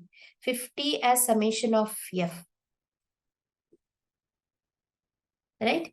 So here the range of the class interval should also be considered. Right? Actually here the range is 145 to 156. The range is only 1. Therefore, so actual formula says into range of the class interval. Range of class interval. Since it is 1, there is no need to change the value here. So it remains the same. Therefore, 153.5 plus 56 by 50 gives 1.12. So you will get 154.662. 154.62 as mean of the given distribution. Right? Mean of the distribution. Next comes mode, or you can consider median. Right? So we'll consider median. Right? So here L plus this formula, L plus N by 2 minus C by F into H. Right? So here, what is L? So L is nothing but, so come back to the table here. So L is nothing but the lower range of the frequency, no, not frequency, lower range of the class interval in which the frequency is high. Right? Lower range of the class interval in which frequency is high. Here lower range of the class interval is 155. Right? Therefore, median is equal to L plus, that is 155 plus. What is N? N is nothing but summation of F, right? Total frequency. Summation of F is nothing but total frequency. So N by 2. Right? Minus, what is C? C is nothing but the cumulative frequency. So again, we have to go for cumulative frequency. So I'll mention cumulative frequency here. I'll insert cumulative frequency part here. Right? So how to find cumulative frequency? So first frequency will be as it is. Right? So second cumulative frequency means 1 plus 2. First and the second becomes 3. Then 3 plus 4 becomes 7. 7 plus 5, 12. 12 plus next frequency becomes 20. 20 plus 15 becomes 35. 35 plus 9 becomes 44. And 44 plus 6 becomes 50. Right? So the last cumulative frequency is equal to the summation of frequency. Right? Here we need to consider the cumulative frequency which is previous to the highest frequency. Highest frequency is 15. Its previous cumulative frequency is 20. Right? So N minus 2 minus C is 20 here. Right? Where C is previous cumulative frequency of highest frequency. Right? So into H. What's the value of H? Right? So here H is nothing but the corresponding standard deviation to the highest frequency. So highest frequency is 15. Its corresponding standard deviation is 2. Right? Therefore, value of H is 2 into 2. Simplify it. 155 plus 25 minus 20 is 5. 25 minus 20 is 5 into 2. Into 2. So here, whole divided by F. We forgot to take F here. So this should be divided by F. Here F is nothing but highest frequency, which is 15. So we'll simplify 155 plus 2 by 3. So median of the distribution is equal to 155.66. Right? Median of the distribution. Next comes mode. Mode. So here mean is 154 something. Median is 155. Since mean is less than median.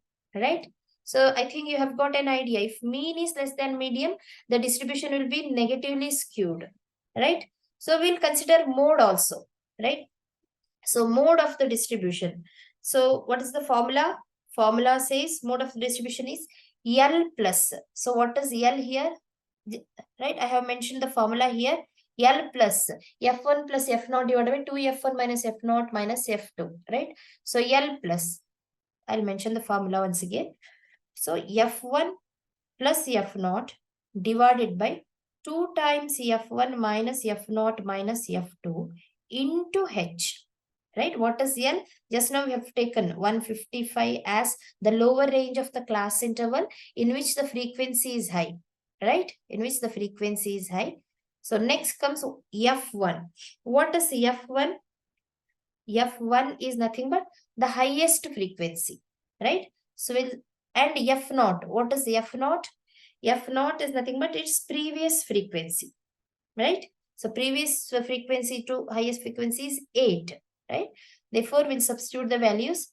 So L plus F1 is 15 plus F0 is its previous frequency, 2 times 15, 2 times F1 minus 8 minus F2 is next frequency to highest frequency, which is 9, right?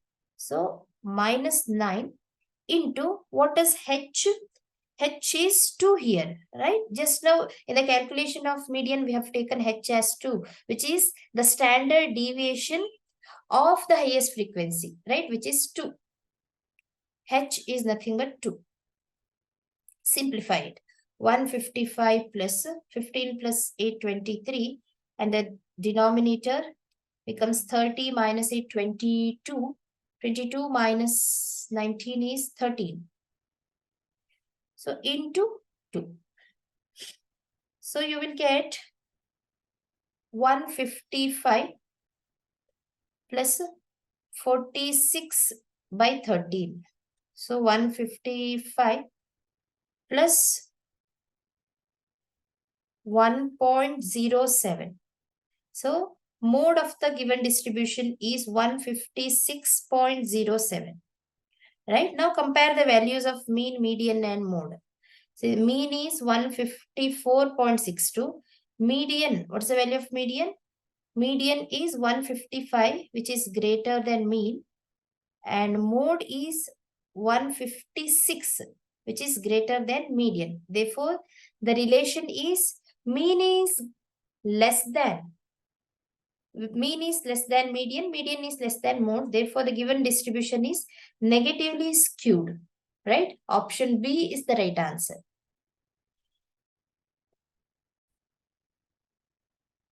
Question 26. Mode and mean of a given moderately asymmetric data are 18 and 24 respectively. Their median is. Students, this question is purely based on the relation between mean, mode and median, right?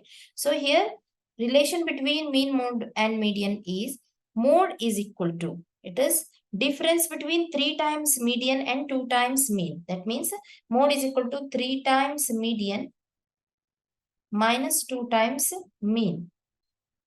So based on this formula, the question says mode and median of a given moderately asymmetric data are. So mode is 18 and mean of the given data is 24. Therefore, 18 is equal to 3 times median minus 2 times mean is given 24. We need to find the median, right?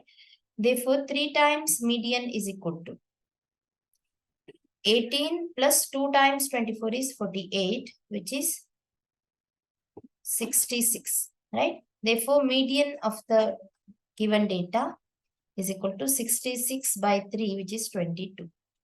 So, median of a given moderately asymmetric data is 22, option C. So, only thing is you should know this relation. So, relation between mean, mode and median, right? Mode is equal to 3 times median minus 2 times mean.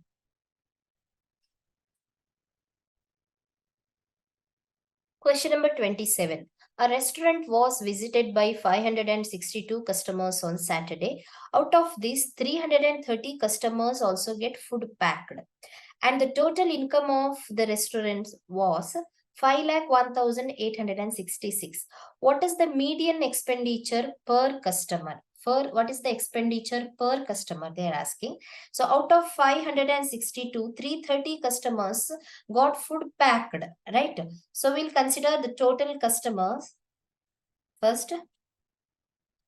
Total customers visited is equal to 562. In that, those who got food packed is equal to 330, right? And the total expenditure is given. Total expenditure is equal to 5,01,866 rupees is the total expenditure, right?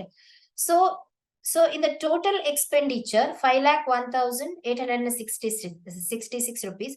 What is the expenditure on 330 people, those who got food packed? Let us find that, right? So we'll make two parts here. For those who got food packed,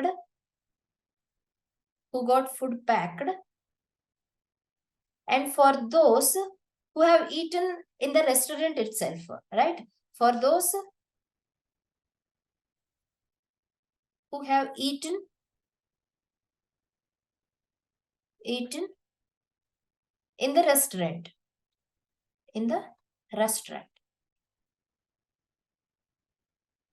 right? So those who have got food packed are 330, right? So expenditure on them, expenditure on 330 people, expenditure on 330 people is equal to, so expenditure on 562 people is 5,01,866, right? So expenditure on 562 people is 5,01,866. Therefore, expenditure on 330 people, right? This is how you need to calculate expenditure. So we'll go for the calculation. 5,01,866 into 330 divided by 562. So it is 2,94,690 rupees is expenditure on 330 people, right? Therefore, expenditure or median expenditure on each person, so 2,94,690 divided by, this is for 330 people, right? Divided by 330. So you will get 893, right? The median expenditure on each person is 893 rupees, right? So look at the options. Option A is the right answer. You can verify this answer by taking the expenditure for those people who have eaten in the restaurant itself, right? So how many people have eaten in the restaurant itself? So total number of people visited, total number of customers visited minus those who got food packed, right? Therefore, expenditure, so we'll consider expenditure on 562 minus 330 people, right, is equal to, so here total expenditure was 5,01,866 minus expenditure on 330 people is 2,94,690, right? So which is equal to, so 5,01,866 minus 2,94,690. So it is equal to 2,07,176 rupees. So which is expenditure on 560 minus 330 is 232 people, on 232 people, right? Therefore, expenditure on each person, expenditure on each person is equal to 2,07,176 divided by 232, right? You will get 896. Sorry, 893 rupees expenditure on each person, right? Therefore, median expenditure on each person is 893 rupees. Otherwise, you can consider the total expenditure, right, on each, that means on 330 people and 562 people, not 562, it is 232 people, right? So directly add those expenditures and divide by number of people, you will get the value, right? Therefore, option A is the right answer, right? Let us check whether you can use the total expenditure divided by total number of customers, right? So total expenditure is 5,01,866 divided by 562. You will get the same answer, right? 1,866 by 562 also. You will get 893 as the median value. That means median expenditure per customer, right? Therefore, option A is the right answer.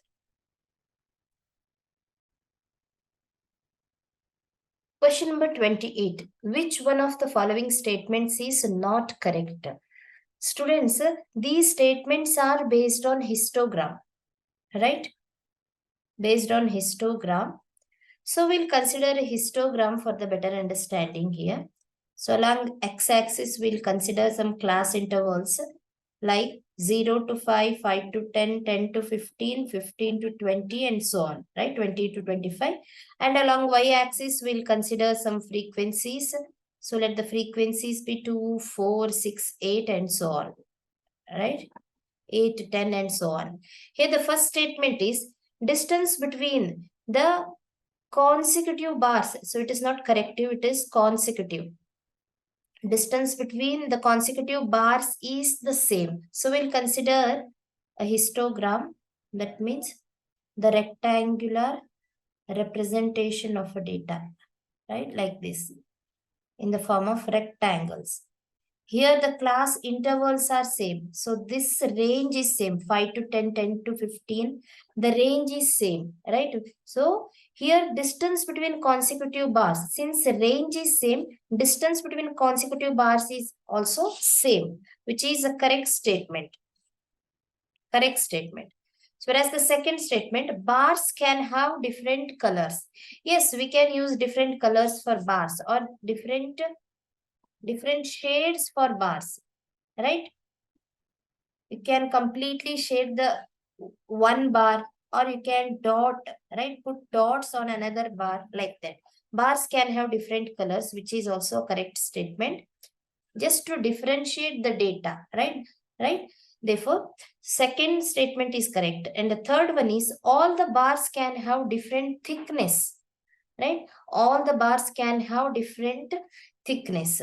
So which is not correct, because since the range is same, here the range is same. So 5 to 10, here the difference is only 5, right? So, and between 10 to 15, the difference is 5. Since the range is same, so the thickness cannot be different, right? So all the bars can have different thickness, which is not correct.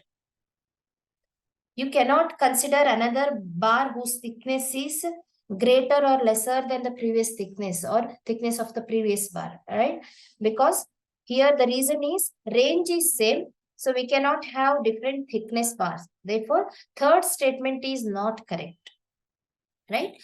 Whereas the fourth one is correct. All the bars can have different heights. Yes, all the bars can different height, because the data will have the different frequencies. The height of a data or height of the bar is corresponding to the different frequency. It is proportional to frequency. Therefore, the fourth sentence is a correct sentence. Since height is proportional to frequency, right? And all the given statements are correct. So you cannot consider this, right? Though which is correct, the option E is also correct. All the given statements are correct. This statement is itself is not correct, right? Because third one is not correct. So just avoid the fifth option, right? You cannot consider two options at a time, right? So so you have to choose C, right? So option C is the right answer.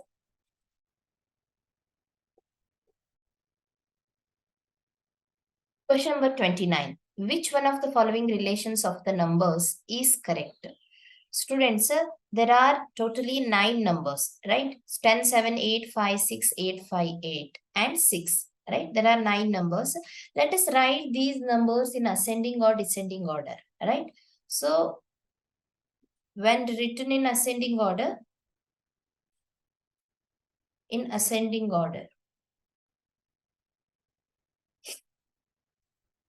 here the least number is 5, right? So 5 is repeated 2 times. 5, 5, then 6, 6, 6, 6, 7, and 8 is repeated, right? So totally it is 3 times, and 10. Lastly, it is 10. Therefore, 1, 2, 3, 4, 5, 6, 7, 8, 9, 9 numbers, right? So we need to find the relation. So out of the 4 options, relation between mean, median, and mode we need to find, right? For the given arrangement.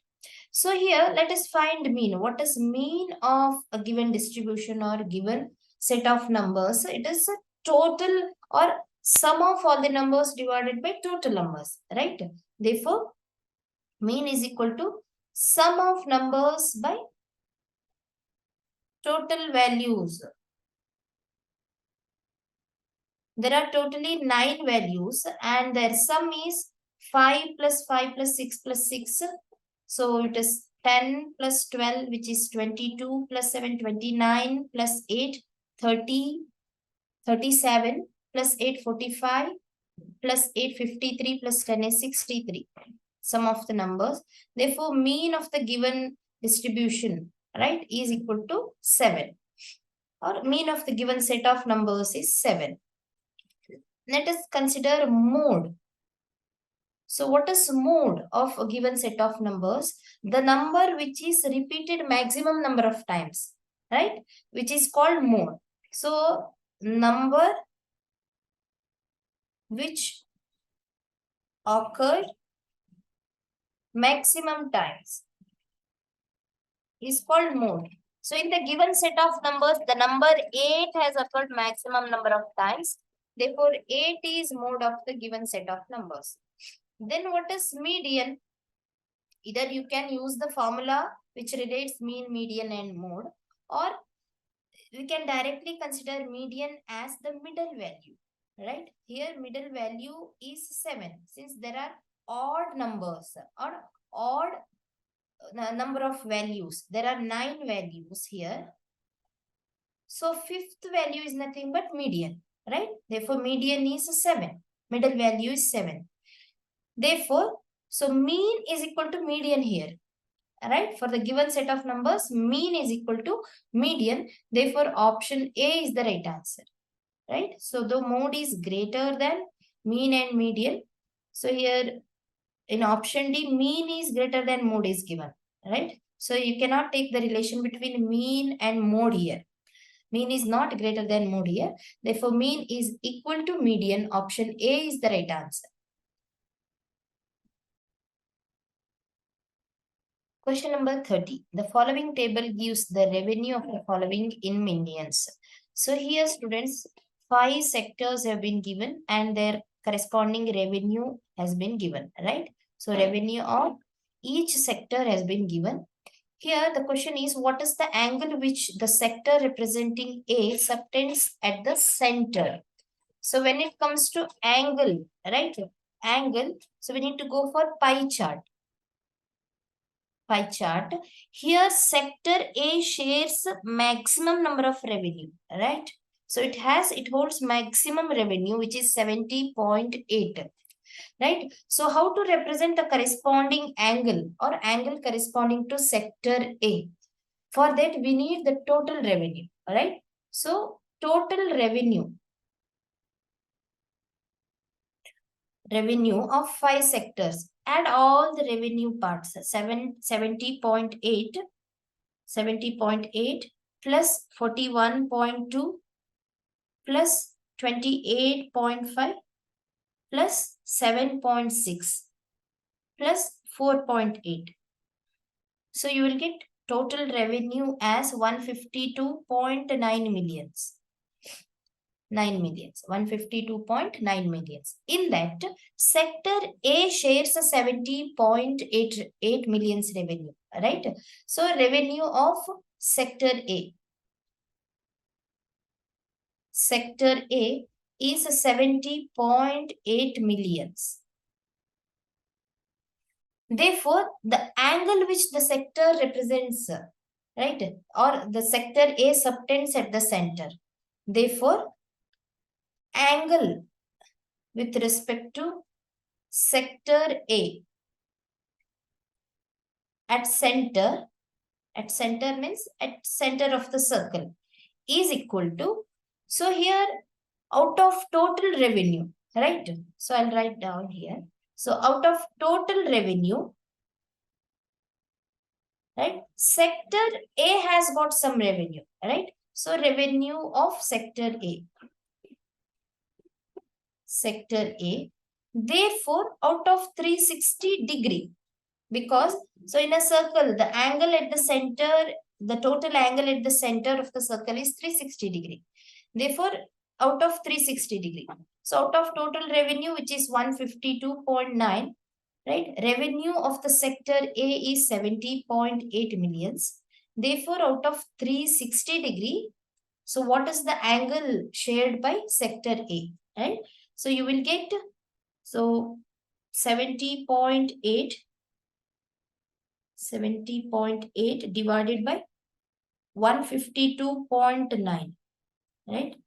So we'll get 0.46304 into 360. So you will get 166.697, which is approximately equal to 167 degrees, right? Therefore, sector A shares 167 degrees, so approximately this much, right? So A shares 167 degrees, whereas the remaining sectors share some degrees, you can find out, right? So whereas sector E shares minimum, right, minimum angle. Therefore, this is with respect to sector E if you consider. So where sector A shares maximum angle, right, in a circle. Therefore, it is 167 degree. Therefore, option A is the right answer.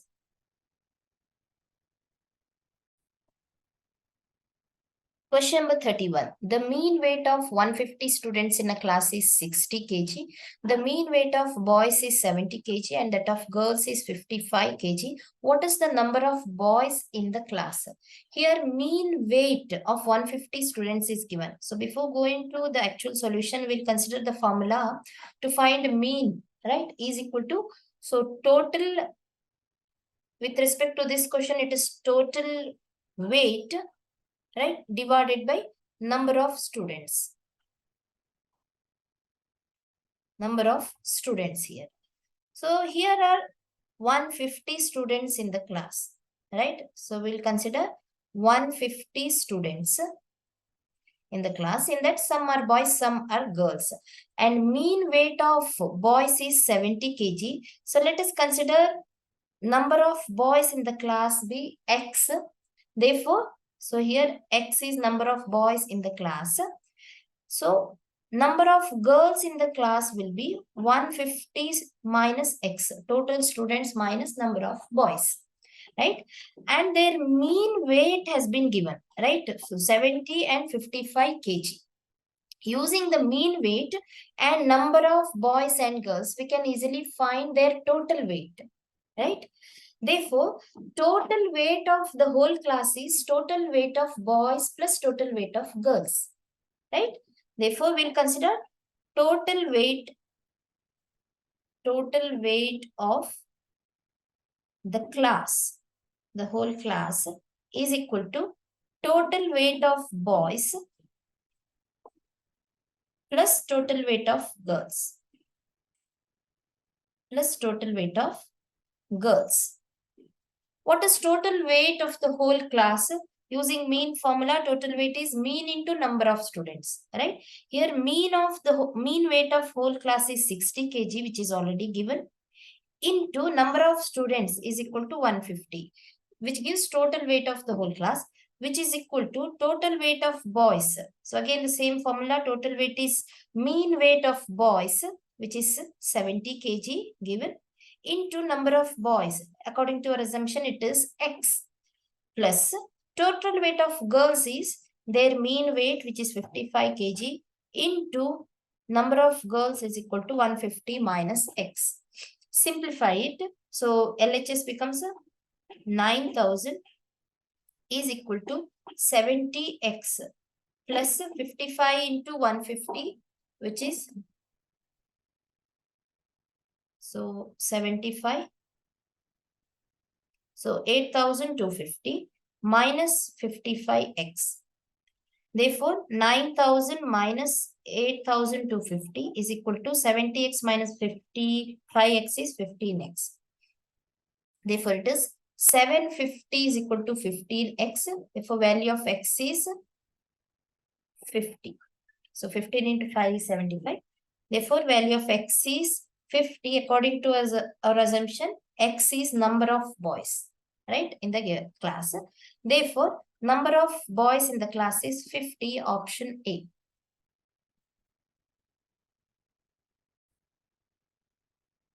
Question number 32. Which of the following is or are correctly matched? First one is weight of a person, continuous variable. So weight of a person is a continuous variable because weight cannot be same all the time, right? Therefore, it is continuous variable. Correct one, correct match. And the second one is educational qualification of the person is an attribute. So attribute means it is an indication of a person, right? Indication of a person, how qualified the person is. So which is an attribute. Therefore, second one is also matched, correctly matched. Therefore, both 1 and 2 is the correct answer. Option C. Question 33. The table given below shows the frequency distribution of a discrete variable x with two missing frequencies. If the total frequency is 25 and the arithmetic mean of x is 2, then what is the value of the missing frequency f? Here, students, two missing frequencies have been given, f and g, right? Right? We need to find the missing frequency f, only f, and the arithmetic mean of x is given. So arithmetic mean is equal to 2, right? The formula says arithmetic mean is equal to sigma fi xi, or you can consider it as fx divided by sigma f. And even you can consider sigma fi xi by sigma fi. Right? So here the total frequency is given, which is sigma f is equal to 25. We need to find the missing frequency f. For that, let us use the formula arithmetic mean is equal to sigma fx by sigma f. Right? Here we need to find the product of frequency and x, discrete variable x. Right? So let's make a table here. So x, value of x and the frequency and product of f and x. So x values are 1, 2, 0, 1, 2, 3, 4 discrete variables, and their corresponding frequencies are 4, f, then 9, g and 4, right? And their product is 0 into 4, 0, and f, 18, 3 into g, which is 3g, and 16, right? Therefore, so arithmetic mean is given, right? Therefore, when we substitute these values, so we can write 2 is equal to sigma fi. So we'll take sum of sigma fi xi, right? Sum of fi into xi. So 0, it is 0. Then 18 plus 16, which is 34, plus f plus 3g is sigma fx. Whereas total frequency, which is already given 25. So in this case, it is 9 plus 4, 13, 13 plus 4, 17, right? 17 plus f plus g, which is equal to 25, right? Which is equal to 25. Therefore, we'll consider these two cases, keeping this in our mind. Mean is equal to sigma fi xi is 34 plus f plus 3g divided by sigma fi. Total frequency value is already given, 25. Therefore, we can write 34 plus f plus 3g as 25 into 2, which is 50. Therefore, f plus 3g is equal to 50 minus 34, which is 16, right? So, consider this as equation 1. And also, the total frequency is 25, which is equal to, so 17 plus f plus g. Therefore, f plus g is equal to 25 minus 17, which is 8, right? Therefore, we'll consider f plus g is equal to 8. So consider this as equation 2. So we just subtract one equation from another. So equation 2 from 1 or 1 from 2. So you will get f minus f, which is 0, 3g minus t, which is 2g, is equal to 8. Therefore, value of g is 8 by 2, which is 4. Here we need the unknown frequency f, right? Therefore, substitute the value of g in any of the equation. So we'll consider equation 1. Equation 1 becomes, or equation 2, any equation. So substitute g as 4. So f plus 3g, 3 into 4 is 16. Therefore, f value is 16 minus 12, which is 4. Therefore, unknown frequency f is equal to 4. Even g is also 4, right? Therefore, f is equal to 4. Even value of g is also 4. Right? Here, students using the arithmetic mean formula, which is sigma f fx by sigma f, right? We have to solve this for so this question, right? Therefore, the answer for the particular question is option A.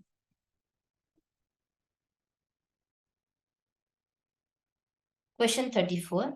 So in 4 different states, the food grain production has been given, right? In each state. So in Haryana, it is 36, in Maharashtra 81, Rajasthan 25, and Uttar Pradesh 100. Per square hectare, the food production has been given, right? So which is in per square hectare. In per square hectare, the food production has been given. Now the question is, using the scale 1 centimeter is equal to 25 square hectare. So using this scale, what is the area under cultivation in Maharashtra? So we need to find area under cultivation. So look at the options. So these are in terms of centimeter, right? So we need to express the food production, right, in that particular area, right? So here the unit should be in terms of centimeter, and the scale is given as 1 centimeter square is equal to 25 square hectare, right? So in per square hectare, not in 1 hectare, it is per square hectare. The food production in Maharashtra is 81, right? So it may be 81 tons. The unit is not given here. So keeping this scale, 1 centimeter square is 25 square hectare. What is 1 square hectare? 1 square hectare is 1 by 25 centimeters square, right? Food production in 1 square hectare is 81, right? So we'll consider in 1 square hectare, the food production is 81, right? In terms of centimeter square, it is 81 into 1 by 25 centimeters square, right? This is in 1 square hectare. Therefore, in 1 hectare, so it is square root of 81 by 25 centimeters square. So it is square root of 81, it is 9, square root of 25 is 5 centimeter, 9 by 5 centimeter. So which is nothing but 1.8 centimeter, right? Therefore, option A is the right answer.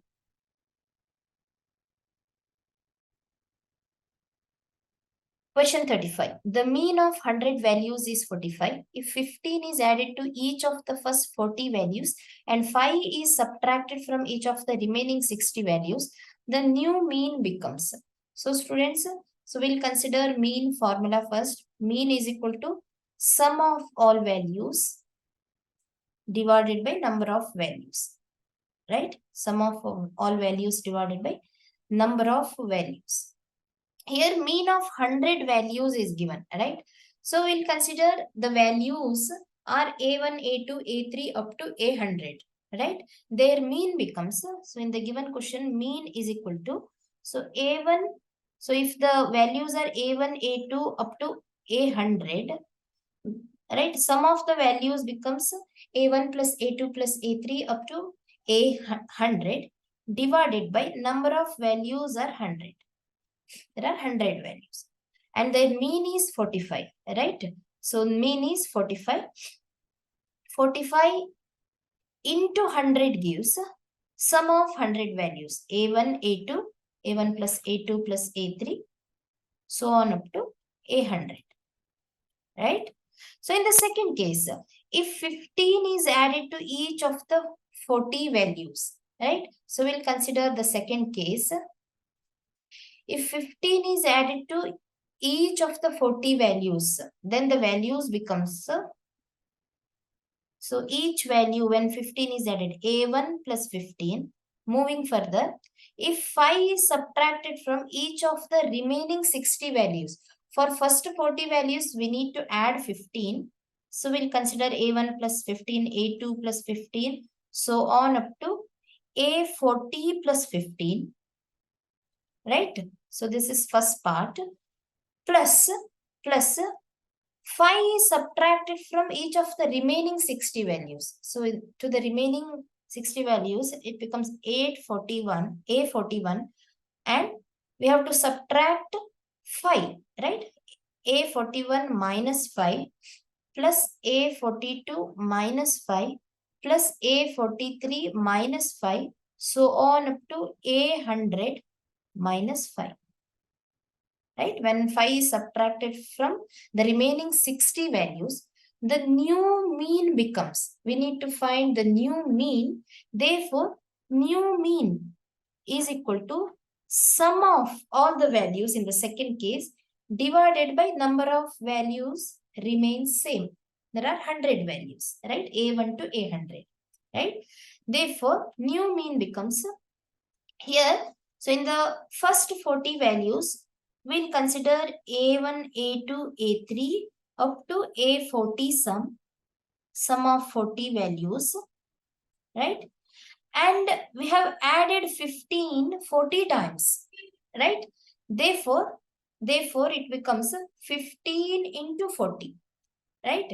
So 15 is added 40 times, it becomes 15 into 40 plus 15 into 40. And in the next part, right? So from the remaining 60 values, not 40, remaining 60 values, so the number 5 is subtracted, right? So we'll consider A41 plus A42 plus so on up to A100, right? So we'll consider sum of all these values, and 5 is subtracted from each value. That means from the remaining 60 values. Therefore, it becomes 5 into 60. And we have to subtract this value, right? Right? Divided by 100. Now let us take A1, A2, A3 up to 40 and A41, A42 up to A100, right? So add all these values. We have added already. So take these two parts, addition of these two parts, A1 to A40 and A41 to A60, right? So sum of A1 to A100 is 45 into 100. We'll take this, right, from the first part, from this part, 45 into 100. So A1 plus A2 plus A3 up to 40, and A41 to A100 is 45 into 100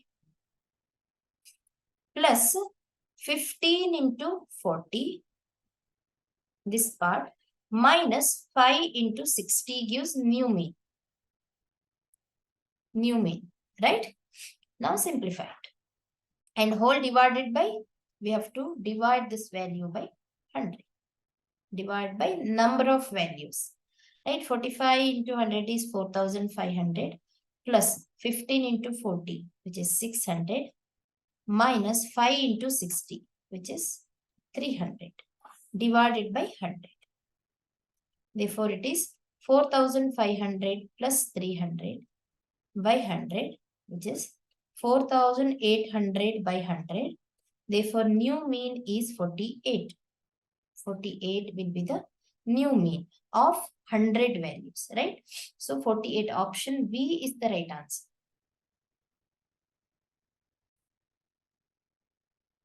Question number 36. The yield of apple per plot of 1 acre was obtained from a number of plots from 2 different countries is summarized in the following table. Here, students, yield of apple per plot in countries. So these are the class intervals, right? So, and India and China, the frequencies have been given, right? The yield of apple frequencies have been given. So when you consider these data in a histogram, right? Along x-axis, we'll consider the class intervals, right? So 38 to 53 it is given. So we'll consider 10, 15 or 10, 20, 30, 40, 50, 60, then 70. And the frequencies, let this frequencies be, we'll start from 0. So the least frequency is 14 here and the highest one is 59. So we'll consider 10, 20, 30, 40, 50. Right? So we'll consider the question here. Which one of the following statements is correct? Mode for India is greater than mode for China. Here mode is nothing but it is with respect to the highest frequency, right? With respect to highest frequency. So here, so in India, the highest frequency is 59 and its corresponding class interval is 44 to 47. Therefore, mode lies in this interval, right? Mode lies in this interval. So 44 to 47. With respect to China, the highest frequency is 54. Therefore, the corresponding class interval is 47 to 50. The mode lies in 47 to 50. Right? So according to first option, mode of India is higher than mode of China, which is not correct. Mode of India is less than mode of China, right? According to second statement, mode of China is higher than mode of India, which is correct statement, right? If you represent this data in a histogram, so we'll consider frequency of India 25, which is in the class interval 38 to 41, right? So we'll consider 38 to 41 class interval here. Yes, which is here. Like this, if you represent the data, the highest frequency you get is 59, right? So from that frequency, in the class interval 44 to 50, 44 to 47, in this class interval, the highest frequency is 59. Somewhere here you will get. And from the 2 points, right, upper points, draw lines to the opposite ranges. So the point of intersection of these two lines, from that point draw a perpendicular line to the x-axis. So let the line meet the x-axis at some point. This is called mode, right?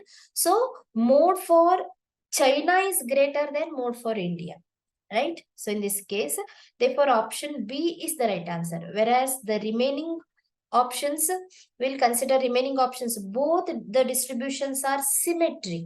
These two distributions are not symmetric. If you represent like this, symmetric distributions are nothing but, if you consider the first distribution for India, if you get like this, for China, it should be like this, right? Right? So these two lines, right, frequency lines should be the mirror image of each other, right? So then only it is called a symmetric distribution. These two distributions are not symmetric, right? You can verify it by considering the data and you represent this data in a graph. So these two are non-symmetric, which is not correct statement. Whereas the last one, both the distributions have the same mean. Find the arithmetic mean of each distribution. So what is arithmetic mean formula? By taking sigma fx divided by sigma f. Right, using this formula. So consider x, where x is the midpoint of class interval. Consider x, midpoint of class interval. So here 38 to 41, midpoint is 39, 40. So 39.5 is x, right? So here between 41 to 44, so 42.5 is x. So consider fx, here f is frequency. So for each country, consider fx. So f into x, and sigma fx, sum of fx, right? And sigma f for each country, right? So using sigma fx by fx, we need to find mean. So you won't get the same mean for both the country, right? Both the distributions have the same mean, which is also not correct. Therefore, option B is the right answer. The mode for China is higher than mode of India, right? Option B.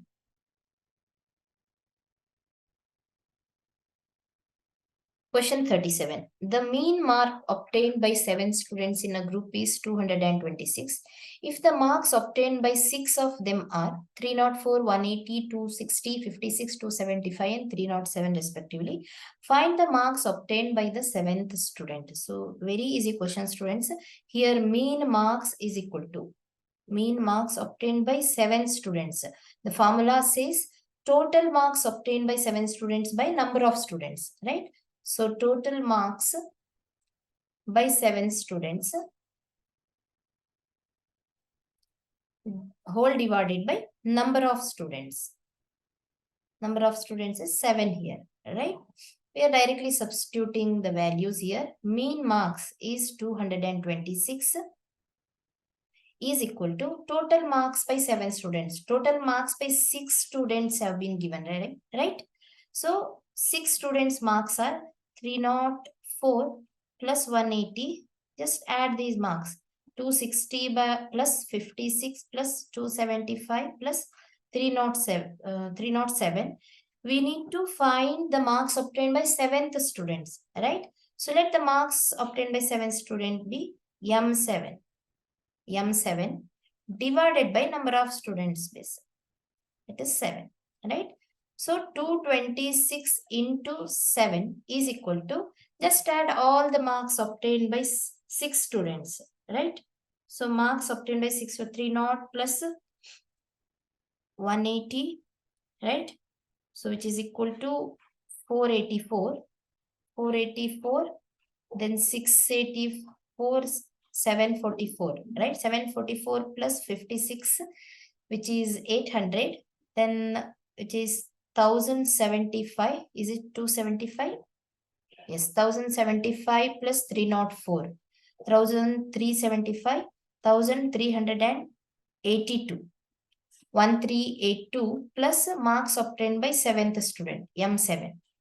Therefore, marks obtained by 7th student is 226 into 7 is 1582 minus marks obtained or total marks obtained by 6 students, which is 1382. Therefore, marks obtained by 7th student's marks is 200, right? 7th student obtained 200 marks. So that mean mark obtained by 7 students becomes 226, right? Therefore, option A is the right answer. Students, with this, I am completing this paper. If you want to practice such questions on statistics and on many more topics, please visit our website www.examsnet.com. You can also download our app. The link is given in the description box. I wish you all the very best for your future exams.